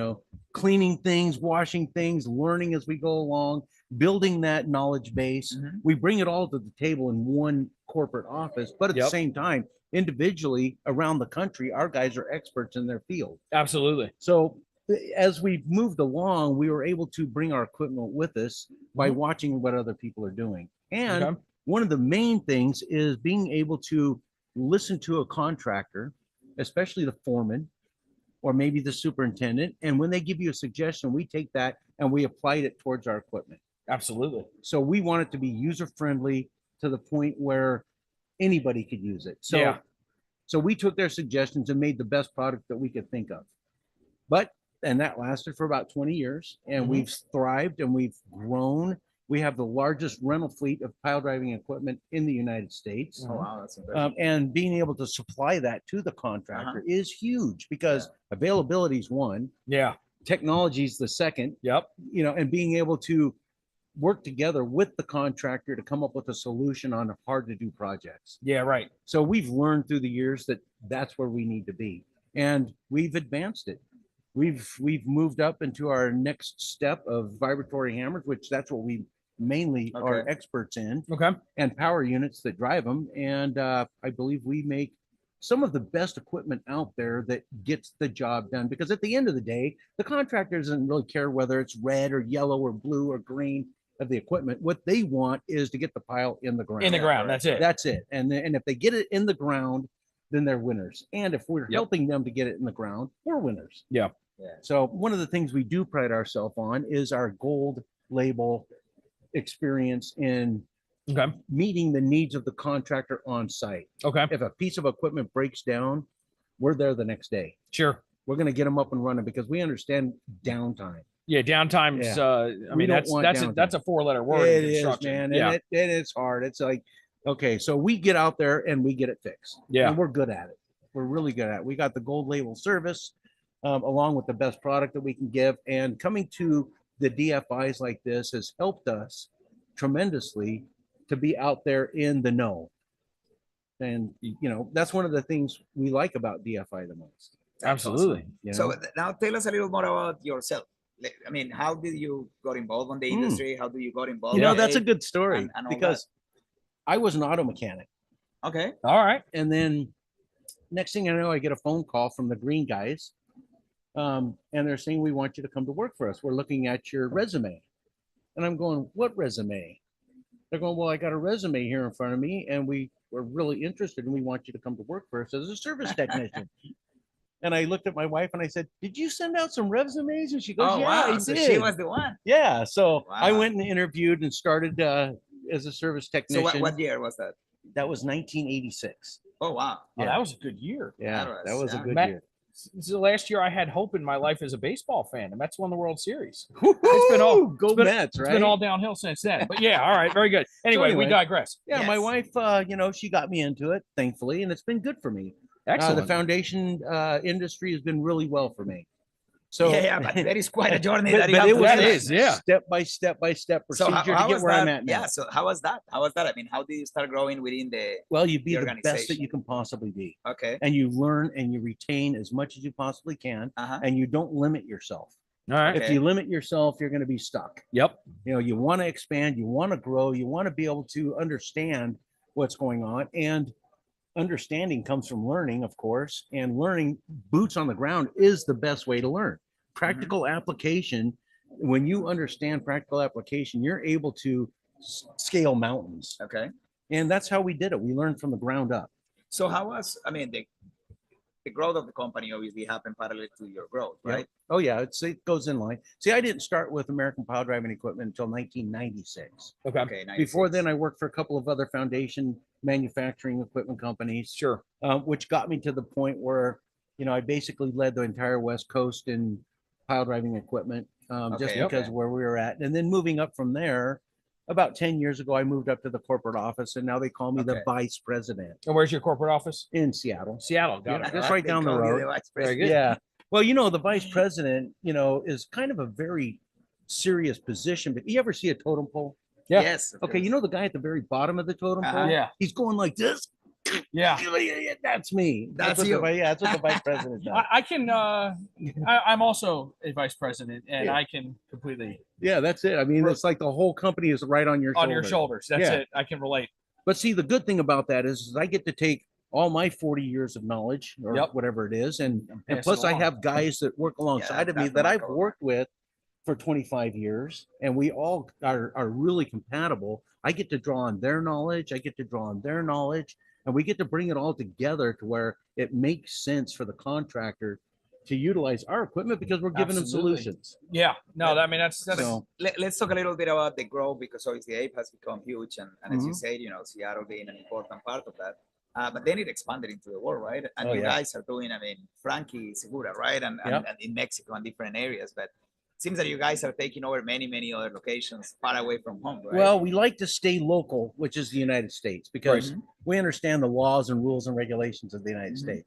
When you get into different countries, it's a whole different story. We've been down in or there may Brazil. be no laws. Yeah, regulations. exactly. Yes. So we got to be real careful about how we approach. How you expand. Yeah, because we moved up into Canada, and that was a piece of cake. It was, a 10-minute phone call and $40 later, and we got a branch. Yeah, right. We tried to move into Brazil, and it was $200,000 later and some stolen equipment, and we just gave up. Yeah, right. Wow. So forget Brazil. Now, Yeah. if somebody's in Brazil and they want to represent APE, they can buy our equipment and represent. Yeah, so APE. I was gonna ask you about that because obviously that presence exists. It's just that you guys kind of did the model a little different. So it's basically you have like representatives from different countries. They can do it, and it's basically like a license thing, right? That you kind of provide to them, right? But it's not you taking the risk or in the market or anything like that. It's all them. Yep. And you just And we'll help them as best we can. The thing is the way APE works, we have several locations around the United States. We own them all.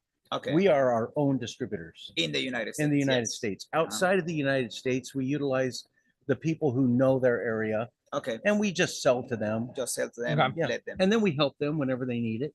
Got it. Okay. So it's super simple for us as a company, and especially a rental service company that rents equipment. That's where our strong points are. If somebody needs something, they can call us. Yeah. We can get it out there. So let me go back into that a little bit because you guys cover both parts of the business, right? I mean, you sell the equipment, so you can sell it to a contractor. The contractor can go and work, or you can rent it.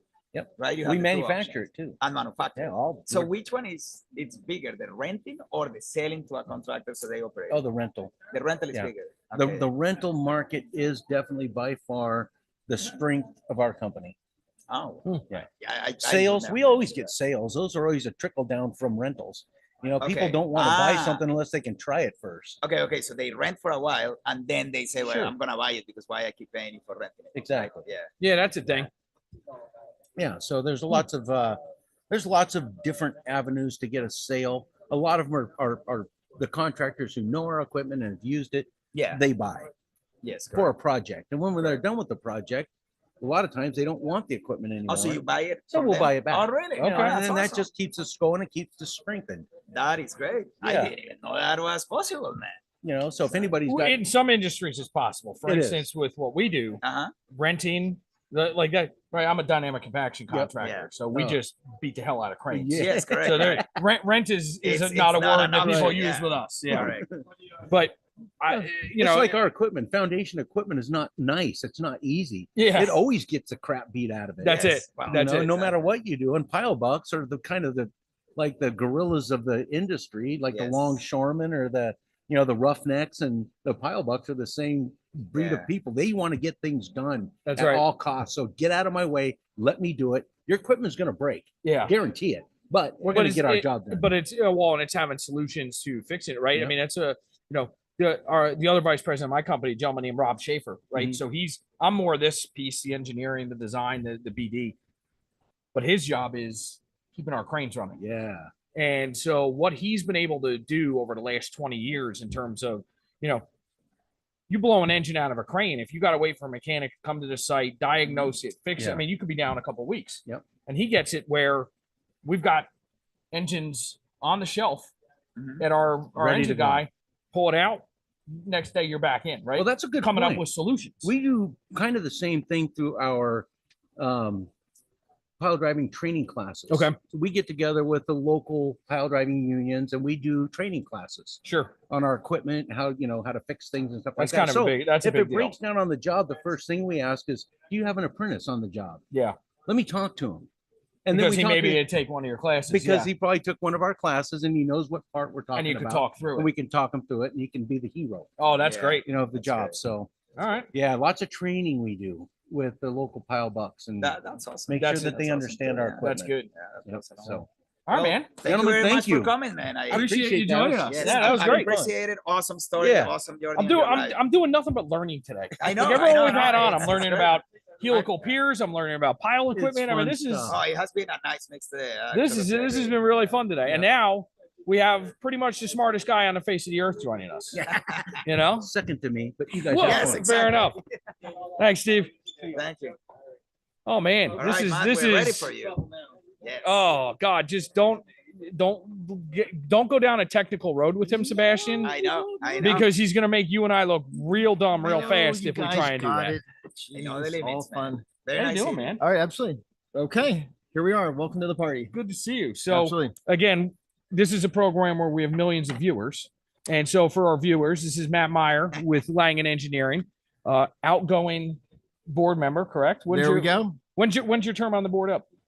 It's up this board meeting, this conference. So this is it. I'm out. I'm collecting my plaque and riding off into the sunset. So that's it. You've been paroled, essentially. That's it. Early retirement. That's it. 51 and early retirement. Okay, so early retirement. So far we've come up with the definition of retirement from everyone we've talked about here, where that means you go from like 60 hours a week to 50 hours a week. So you don't get to actually retire. You're just DFI retiring. Yeah. What job was this at 60? I thought we were working 80.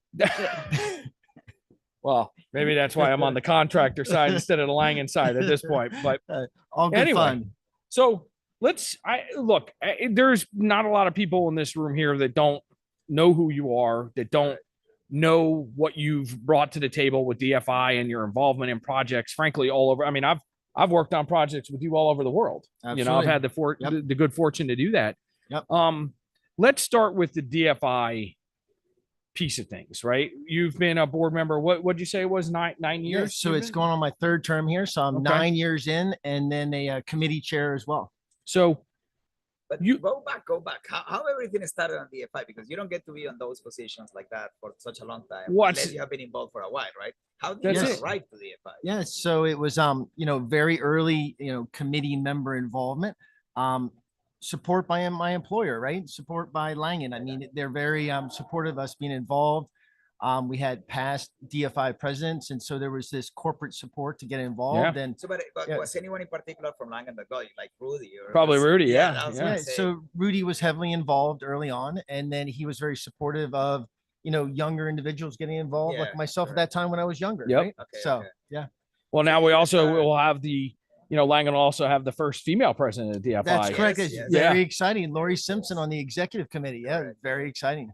So And Jared is also. I have been hearing a hard time that he's not here this week, Jared Green, but he also has been obviously doing a lot of great stuff for DFI. He was the chair that's it. at Super Pile. But Yep. all right, so you join as a member, right? As a young member on DFI, and then you start getting involved with different activities and going to conference, presenting, and then what then kind of got you into like I want to go into the leadership part of DFI? So it was interesting. So my first leadership role at DFI was I was leaving from my honeymoon, and I was the program chair for the Miami Beach conference, and it was a exciting time for putting together all the information relative to foundation systems in South Florida, and that was in 2003. okay. So Okay. that was my first 20 leadership years role. ago. Yeah, and so it's been a long time. It's been an awesome ride, and it was a really cool process. And there I met and I interacted with the contractors, which was a really cool experience to really Yeah, understand what DFI correct. was all about.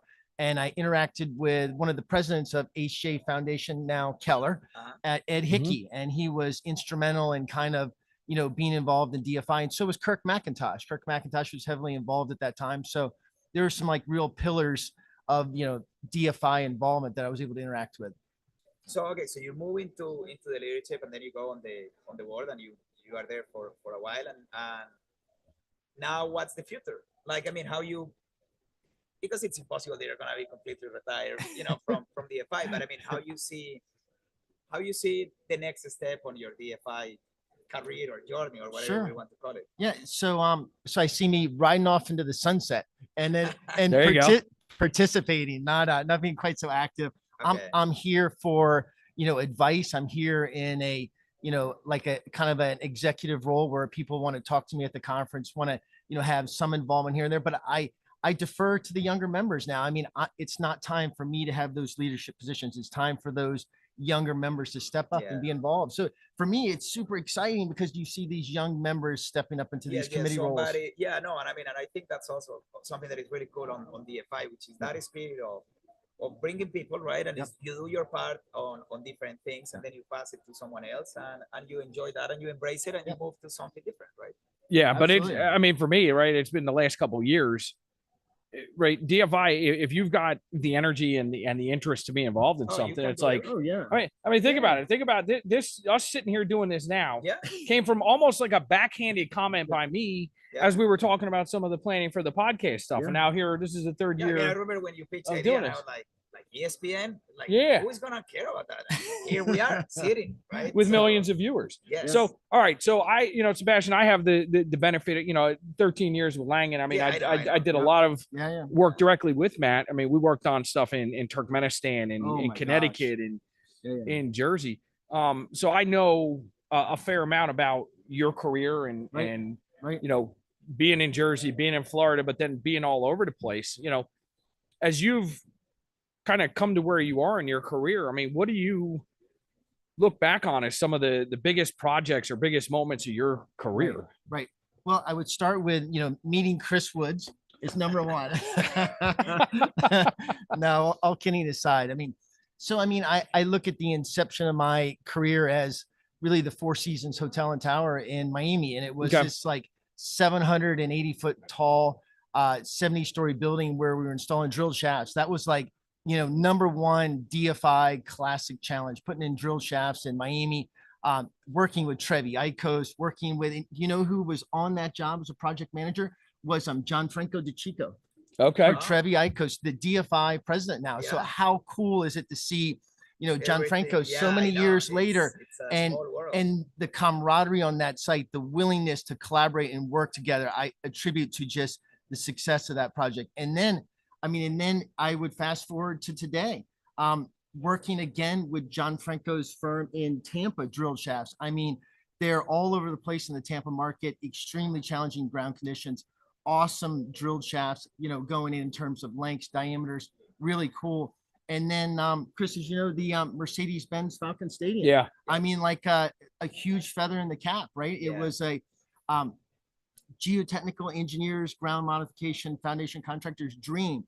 Drill shafts, auger cast piles, aggregate piers, soil mixing, historic urban fills being over excavated and replaced, micropiles, the HD backyard to the north, which was like this huge sustainable development where we basically crushed the former Georgia Dome, laid it down as compacted fill, didn't have to export that material, and then just put that down as fill, and that occupies what you see when you go to this really cool tailgate lot, and that's such a cool sustainable development. And that was what Superpile you presented on. That was Superpile, right? Yeah. So you just touched on something, right? So in my 13 years with Langan, now I'm coming up on 11 years on the dark side, and one of the things that it took me a little while, being a guy from Jersey, having spent the first half of my career predominantly in the New Jersey, New York sort of construction market, right? If you're not yelling, if you're not dropping F-bombs the loudest, you're not getting anywhere. And so as I've transitioned into now a contractor that works literally all over the country, I've had the fortune, sometimes misfortune, I guess, but the fortune to work with a lot of different geotechnical engineers. And when you're talking about the Four Seasons down in Miami, one of the things you touched on was the collaborative nature on the job site with Gianfranco. And that's one of the things, you and I, as I've been on the contractor side, you and I have worked on some challenging projects together, dynamic compaction related. And one of the things I've always appreciated most working with you is if something's not going the way we all thought it was going to go on a job site, I can pick up the phone and call you. And we can have a conversation. I can understand what your concerns are, where you're coming from, but you'll turn around and you'll listen to, okay, well, we can try this, we can do this, whatever. And we're working toward that collaborative solution. There's been a lot of engineers that I've worked with now in the last 10 years across the country that they don't want to hear that. They're the engineer. They're the smartest guy in the room. Just ask them. And that's not really, that doesn't lend itself to developing good solutions, right? So that collaborative nature is something that I know a lot of people in this industry get, and maybe a lot of people that are in this room that have the mindset that DFI kind of fosters. again, we've Yeah. talked about finding Right. common ground, right? Right. Yeah, Right. correct. But I mean, it's such an important part of the industry that's not, I don't think, grasped by everybody. No, I agree completely, Chris. And I think it's a testament to what's done at these meetings. I mean, you've got receptions with contractors, you've got collaboration at technical committee meetings. And I'll tell you what, when you sit in a technical committee meeting and you talk to that contractor, you develop a relationship with these different Yeah. firms. And then you're on the job site with someone like yourself with Densification Inc. or somebody like Keller or somebody like Burkle. And you're sitting across from these people that quite frankly, you get into a meeting and you're having a difficult conversation. You know them, like you know who they are. They know who you are. Yep. You sit there and you have a conversation. I'll tell you, goes a lot better because of the DFI involvement than it would be if we were just strangers meeting in that meeting for the first time and we're all sitting there going, "I'm the engineer," and he's going, "And I'm the contractor. Yes. You don't know what you're doing, engineer." And I'm going, "Well, Yes, you know, exactly. read the specification." It's and all and there. that Don't bother. and Yeah. that doesn't happen when you have this DFI collaboration. It's like, Yeah. wait a second, time out. Here's the spec. Yeah. Here's what you can do as a contractor in terms of your equipment, your construction methodology. And guess what? Here's the goal. Let's all get to the goal together. That's it. Let's get good performance to the goal, and let's meet the developers and the project's goal. Let's all target the goal. Let's Because not all- ultimately, at the yeah. end of the day, we're all working for the same owner, just on Exactly. different sides of the table. Yeah. That's funny you said with the relationships. I think Yeah. back to, probably about 10 years ago, maybe 8 years ago, I ended up like on a consulting sort of consulting on dynamic compaction work in China. And and so I'm over there and I'm in this, it's this big, like a 5 million square foot Michelin plant that's being Wow. built. And it was just 9 ways from sideways, right? They were Yeah. not approaching anything the right way in terms of putting material in and whatever. And you're talking about sitting across the room, having a conversation, maybe a disagreement. And I'm thinking back to this experience where I'm on one side of the table and there's like 9 dudes from this Chinese construction firm on the other side of the table, not one that spoke English. So we're like yelling at each other in different languages. And there's an interpreter sitting at the head of the table that like I'd yell. And then he would like have to like translate what I'm yelling, and then they would yell, and there was like this delayed reaction to the yelling. So That's having that in a great. different with a language barrier is Yeah. even more of a challenge. Yeah, that's something DFI is gonna have to work on that one. Yeah, right. We'll have to, get us all subscriptions to Duolingo or Yes, Babbel or exactly, something. exactly. So, Yeah, what a cool experience though. That sounds like it was challenging but fun. yeah, that was an interesting one for sure. So, all right. So, I mean, parting thoughts here, right? Look back on your tenure on the board and think about where you started day one as a trustee, and now as you're on the way out as a trustee. Yeah. What are maybe one or two of the things that maybe you're most proud of your involvement while you've been on that board? Yeah, I would say, my involvement on the Auger Cast and Place Pile Committee, which transitioned to the Auger Cast and Place Pile Committee and Drill Displacement Pile Committee. So that evolution, that recognition, all of the work, in the various different technical publications, in the Auger Cast Committee, the working platform initiative has been phenomenal. Yep. DFI has really gotten behind that. The inclusion of what we do into regulatory documents, recognition from agencies, recognition from standards like, OSHA and ANSI and all these really cool things that we can, embark on change in the industry is such a great thing for DFI. And I would leave Chris with, there's a certain age for the trustees that are on the way out. It provides a opportunity for younger members to get in there. And I'm really enthusiastic when I see these younger members and their willingness and the involvement that they want. They seem charged up. I went to the committee meetings and it was standing room only. I was blown away about the enthusiasm and everybody wanting to be involved. Now I'm really, really optimistic about, DFI and the resurgence after COVID. I'm just like super pleased with what I see at the conference. And I couldn't be, more ecstatic to be involved with DFI and look to the future. Well, look, I mean, again, right. You and I spent a lot of time working together, and I'm sure the folks that have been involved in DFI that you've worked with and on our jobs have appreciated your input. But I mean, I could say personally, I mean, I appreciate everything I've learned from you. Thanks, Chris. Over the year, both working together. Yes. And then also on the opposite sides of the table. It's been fantastic. So Absolutely, Chris. Awesome. Good So- stuff. Well, Okay. Thank you very much. All right, Appreciate Matt. it. Okay, Chris. Thanks for All joining right. us. Absolutely. Thank you very much. and Awesome thanks for game day everything you show. did for Yep. DFI. Excellent. All right. All right. We got a We are ready. We gotta get an extra chair in here Yes, now. we're gonna do some logistics. I'll be Last. back in a second. Excellent. I don't know. Oh. We'll get started and then well,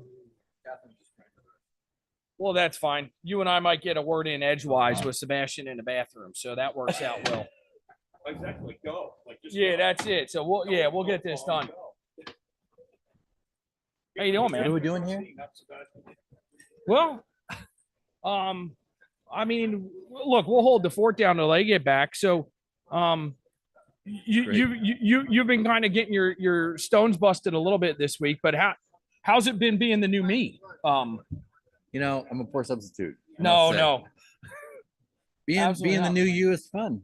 You know, Well, don't worry. Next year there'll be a new you, right? I mean, Oh, good. that's how it works, that's great. right? We just sort of Transition Chris's. transition. Well, no, I was the new. I forget who I was the new. Where were we before DC? 2 years ago. Virtual Oh, Vegas. Vegas. That's right. Quasi-virtual one. Yeah, Vegas. Yeah, I was kind of in that. Man, that was a mess of a week for me. But so, how's it been going? It's been going great. Yeah. Yeah. Our parallel started today. We had some really good talks to start, and of course, yesterday was really good. I particularly enjoyed our panel discussion. Well, with owners and agencies. I mean, I could tell you have an exceptionally powerful lineup of speakers on the slate for this afternoon. We'll just leave it at that. Very. No, I would not drop any names. I mean, I may or may not be involved in one of the presentations, but I see. Yeah, a lot of power behind that was as co-technical chair. That was one of your stronger moves, I think. Yeah, that's it. That's it. In there. Yeah. Don't worry. We were told we didn't have a choice. Well, that's it. It's good that our millions of followers on YouTube can't see Matt rolling his eyes right now. There you go. So, excellent. So, here. All right, good. We got Kathryn coming. Come and join me. We're being. Come and join us. Join us in progress to our millions of viewers. Yeah, we're on. Yeah. Good. Come and join us. There we go. Yeah, Sebastian ran off to somewhere as well. He'll be back to join us in a minute. So, here you come. Take your time. It's fine. We only have 10 minutes left in the podcast. That was a brilliant time to use the restroom. There we go. You have a seat All there. right. All right. So here's the thing. So, I mean, most assuredly, I mean, it's actually kind of good the way this timed out, right? We got bookends on, you guys are the last guests on game day. We started out yesterday with Matt as the chair of the conference. Nice. Kathryn, Scott, the co-technical chairs. Thank you for joining us. Happy to be here. No, thank you. I can very personally relate to your guys' feeling right now as we get close to the end of day 2 that, probably have some drinks tonight as you think that there's only a half day left and kind of wrap up your role as technical chairs. I was supposed to wait to drink till tonight. I think that both say I missed that. I'm not here to judge. Okay. You know what I mean? But talk about your experience for the last year. What, people you've met, how this has gone, what happened that you might have expected versus not expected. I mean, just talk about your experience for a few. Yeah, you want to get started? Slide over Right, this we way need a to little move bit. a little bit. Sure. All right. All right. There we We're go. good. We're good. Yeah. Oh, I mean, there's so much to say. I think it's been a really great experience. It's been super to work with Scott. We didn't know each other at all before, Right. and then Okay, you're like okay, stuck with okay. this guy, like he's Scott from LANGAN, He and looks like a nice guy, right? and he opened an office in my city, trying to compete with our work. Anyway, but I still enough. managed to like him, and it's been great working together. But go back even a little more. So how everything started? Like we always go back and say, okay, how your DFI careers for both of you kind of started and how it led. I mean, obviously being the technical chair for the DFI annual is a big deal, right? So how the involvement started, and then what was the path that took both of you up there? I can start. I've been involved with DFI for probably 15 years or so. Okay, yeah.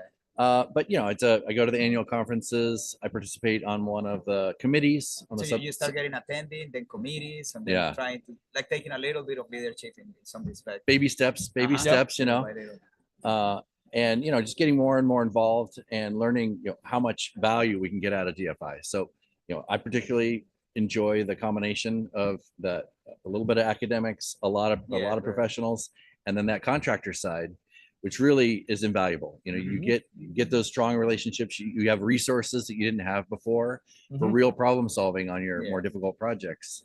And that's what I have enjoyed about DFI. So you were doing all this, and then the call came, and they were like, "Hey, do you want to be technical chair for you know, for the next conference?" And then obviously you jump into that. And I said, "Heck how yes." was it for you? Or it was like, I don't know, they just called me, you know, because you are the only local one here, right? I mean, from let's say from the three, right? From Matt and the two of you, you are the only one that is really in Seattle, right? Like based every day, Seattle, right? Every day. Yeah. So yeah. No, and I think I have a similar path to Scott. You know, I've been involved for 15 years, probably attending the annual meetings. And I think a lot of it comes from, you know, relationships that have been built over time and the connections made, and, you know, and again, you know, an interest in seeing the value of DFI. So what was the first reaction that you got when you got the call? Because I remember like when I got the first time that I was conference chair, my first reaction was not really joy. It was, it was terror. Like, oh my God, what the hell I got into now, right? And like you don't want to say no to Teresa, but then you actually cannot. But it's hard to understand. I mean, obviously, a few seconds pass, and then you see what it means, right? And then you get excited. But I remember, like for me, the first reaction was more terror. Then excitement kick a few seconds. That's it. But how was it for you guys? You know, when I got the call from Teresa, I was actually really sick with COVID. And so you were, but you don't even remember agreeing to this. Yeah, there you go. I'm fully conscious. Yes. Yeah. I definitely, it took a beat for me to say yes. I had to decide and make sure that I thought I could bring enough value and enough power to the position. Are you glad? Are you glad to said yes though? Absolutely. Yeah, but I think it's funny because I think Teresa already kind of knows that everyone kind of get that shock initially, that everyone kind of gets overwhelmed for a few seconds.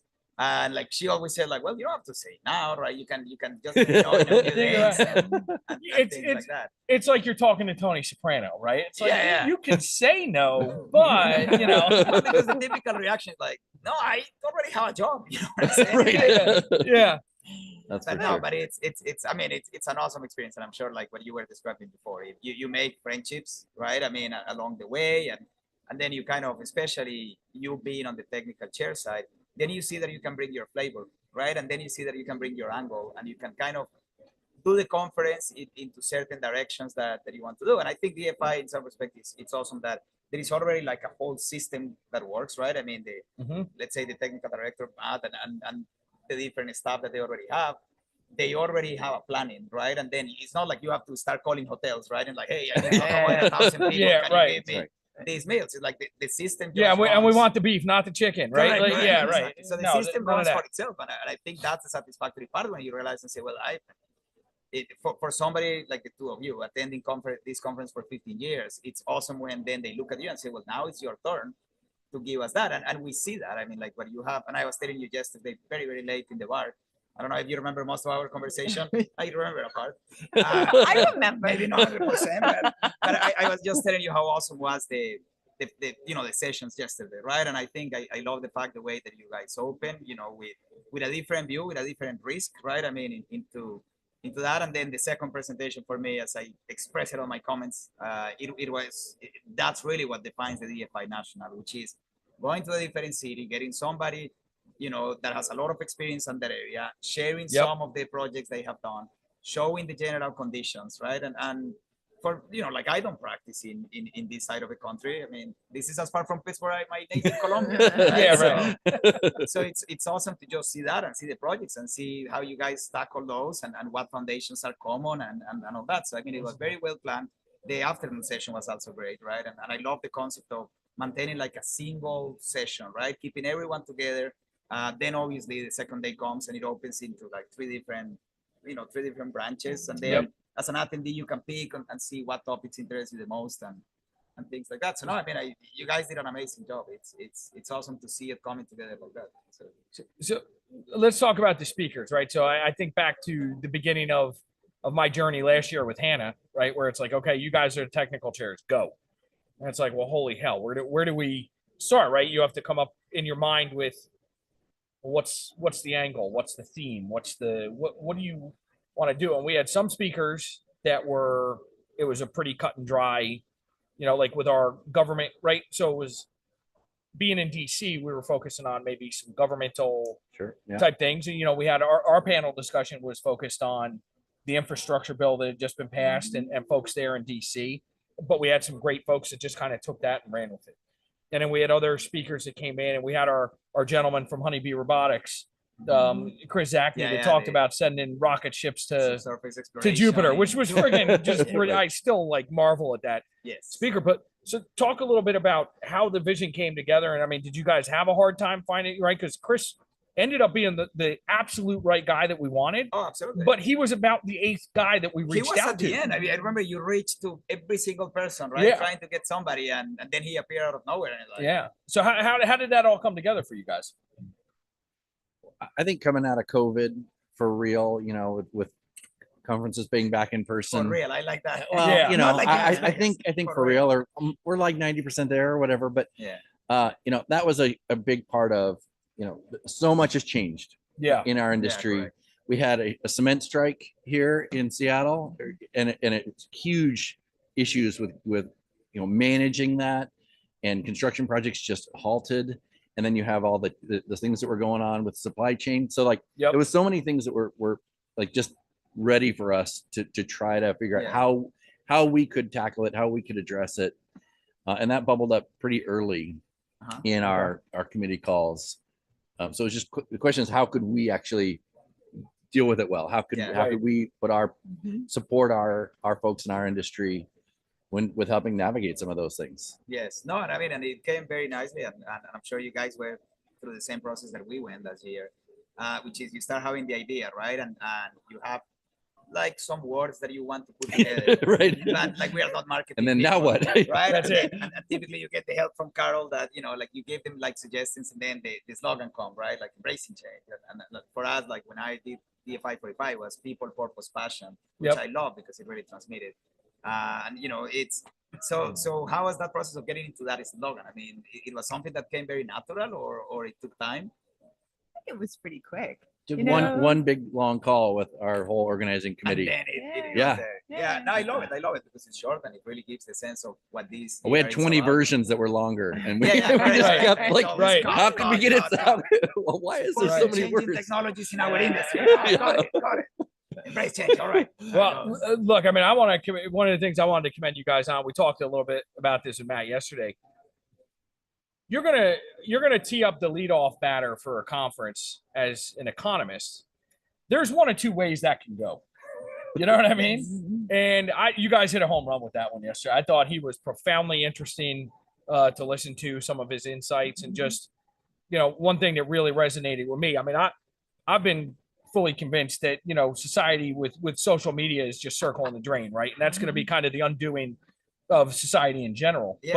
His kind of talking about that narrative, like the social sort of constructed social narrative versus what is actually reality. And I thought he did a very good job of kind of presenting. Well, but that. Also because it had a it had a lot of discussion, but it had a positive message at the end, right? Which is like, I mean, this is an industry that is still growing, and there is a still business, and everyone that is here wants to make money, right? That's it. We're none of us are nonprofits. Exactly. Just so we're clear. So it's good, and we just have to find this way to keep creating these teams, right? And create kind of like adapting to the changes of the way that he was describing these changes and what the conference is about, and it just find our new roles and our new ways to play in some respect. So in fairness to we were the program chairs. We had this big organizing committee that really is worth. And Chris came out of a suggestion from the organizing committee on one of our calls. He'd seen a YouTube thing, and awesome. and then so then that's we, how you got it. Okay, I was going to ask that question. Yeah, that's great. So we looked into it, and then it just came together. Okay. That's awesome. So I know you guys, tomorrow morning, one of the things on the last day of every DFI conference is that handoff meeting. Yeah. Yes. you know, to the next organizing committee. Maybe you'll be a little fuzzy from tonight, maybe not. I remember being on the rooftop We bar had that in meeting DC. when we were the conference chairs. We did. Matt was late. You were both Yeah. late. You were both late. Oh yeah, No, I was not late. I All did right. celebrate. All right. I did Matt celebrate was the late. Thursday. Matt was late. Yes. All right, you too. So you guys are going to have that meeting, you know, and we'll get, you know, as of, you know, 12:31 tomorrow, DFI 49 is off and running. Yeah. So from your now year of experience and then getting this thing across the finish line tomorrow, what would your advice be to the folks taking over? Want to lead us off? Have fun. Yeah, I absolutely have fun. And I think having a good partnership with your co-chair is absolutely key. Yeah. I think it helped us to, you know, come up with that theme early on and the identity. and You have to have a vision. and creating that first day program, I felt like it's really like flowed well for that theme of embracing change. Absolutely. And that maybe getting that nailed down, right? Like that gave us some, you know, confidence and momentum for moving forward. Like we didn't have to like, you know, waffle and waver and struggle on those parts. So yeah, because then the doubt starts creeping in. It's like, are we gonna be able to pull this thing together? You know, I trust me, like I said, we went through multiple rounds of calls trying to ultimately land it on Chris. No, I mean at that point I thought we and were there was just going in front and us doing a PowerPoint. These guys try everyone that you can imagine. I don't Family, because we were hell bent on having some sort of NASA space related presentation. And I'm not sure that we had him locked down until probably like May or June. Yes. Like it was pretty late. No, in the also process. because remember you started with somebody at NASA and initially we got a positive response, but then we went through like Colorado School of Mines, and then someone sent us to Rutgers, and then someone sent us here, and then So no, that's a good thing because there was definitely a point in time there where it was like, oh man, we don't want to, you know, because look, you guys, your names are attached, right? So it's like there's that personal sense of like, this reflects on me. Oh, absolutely. You know, and so you don't want to be the one to drop the ball with something like that. And also so because it also defines your like the future of your DFI career. You know what I'm saying? You don't want to be the one that is screwed up. Right? Wait, I didn't. Yeah. Thanks for not telling me this pressure before. now. No. Yeah, and well now, you know, then eventually becoming like you know one of the trustees and stuff like that. I always saw it like, man, I really need to hit it out of the stadium, you know what I'm saying? Because I want to continue the organization. And so no, but you guys have done an amazing job, and it's been a very pleasant conference, and I'm sure you know as things kind of wrap up and all that, we will start having that relief, right? I remember like it's like feeling that you have a backpack that is 1 ton, right? And then you start taking it off. You start bringing the water and drinking while you pass the backpack to someone else. Right? That's it. Yeah. Well, look, about right. we appreciate you guys joining us. I can probably I know I can speak on behalf of everyone in the exhibit hall around. You know, thank you guys for the effort and everything you guys did to make this happen. Yes, and I will just say one last thing is, I mean, as being the conference chair in reality, whoever, you know, the group that does most of the work is you guys. You know what I'm saying? It's the technical chairs. Yeah. As the conference chair, you smile and take credit, and that's it. But the technical chairs really are the ones that, I mean, obviously, jokes apart, I mean, the conference chair support, but it's you guys the ones that really, you know, have the concept and bring the program into what the program becomes, right? That is totally absolutely. So it's highly appreciated that you took the time and the effort to do this, and yeah. That's looking forward to the rest of the conference. That's it. So I think with that, it's time to sign off on game day for DFI 48. But we cannot do that before giving a huge thanks to Matt, right? Because Matt has been the person behind the camera. I think Matt gets second billing behind Jess. Okay. Jess will be the first. Jess is the one that's made it all happen. Jess is the one that rolls her eyes when you and I just say really dumb stuff. Yes, correct. Correct. But Matt has been amazing, man. Like managing the people, I feel it's like he's like our agent in some respect. That's it. Our producer. He gets a cut. He gets a cut. The DFI whip. Yeah, you get a cut of my 5-time salary increase that I'm going to negotiate for next year. Nice.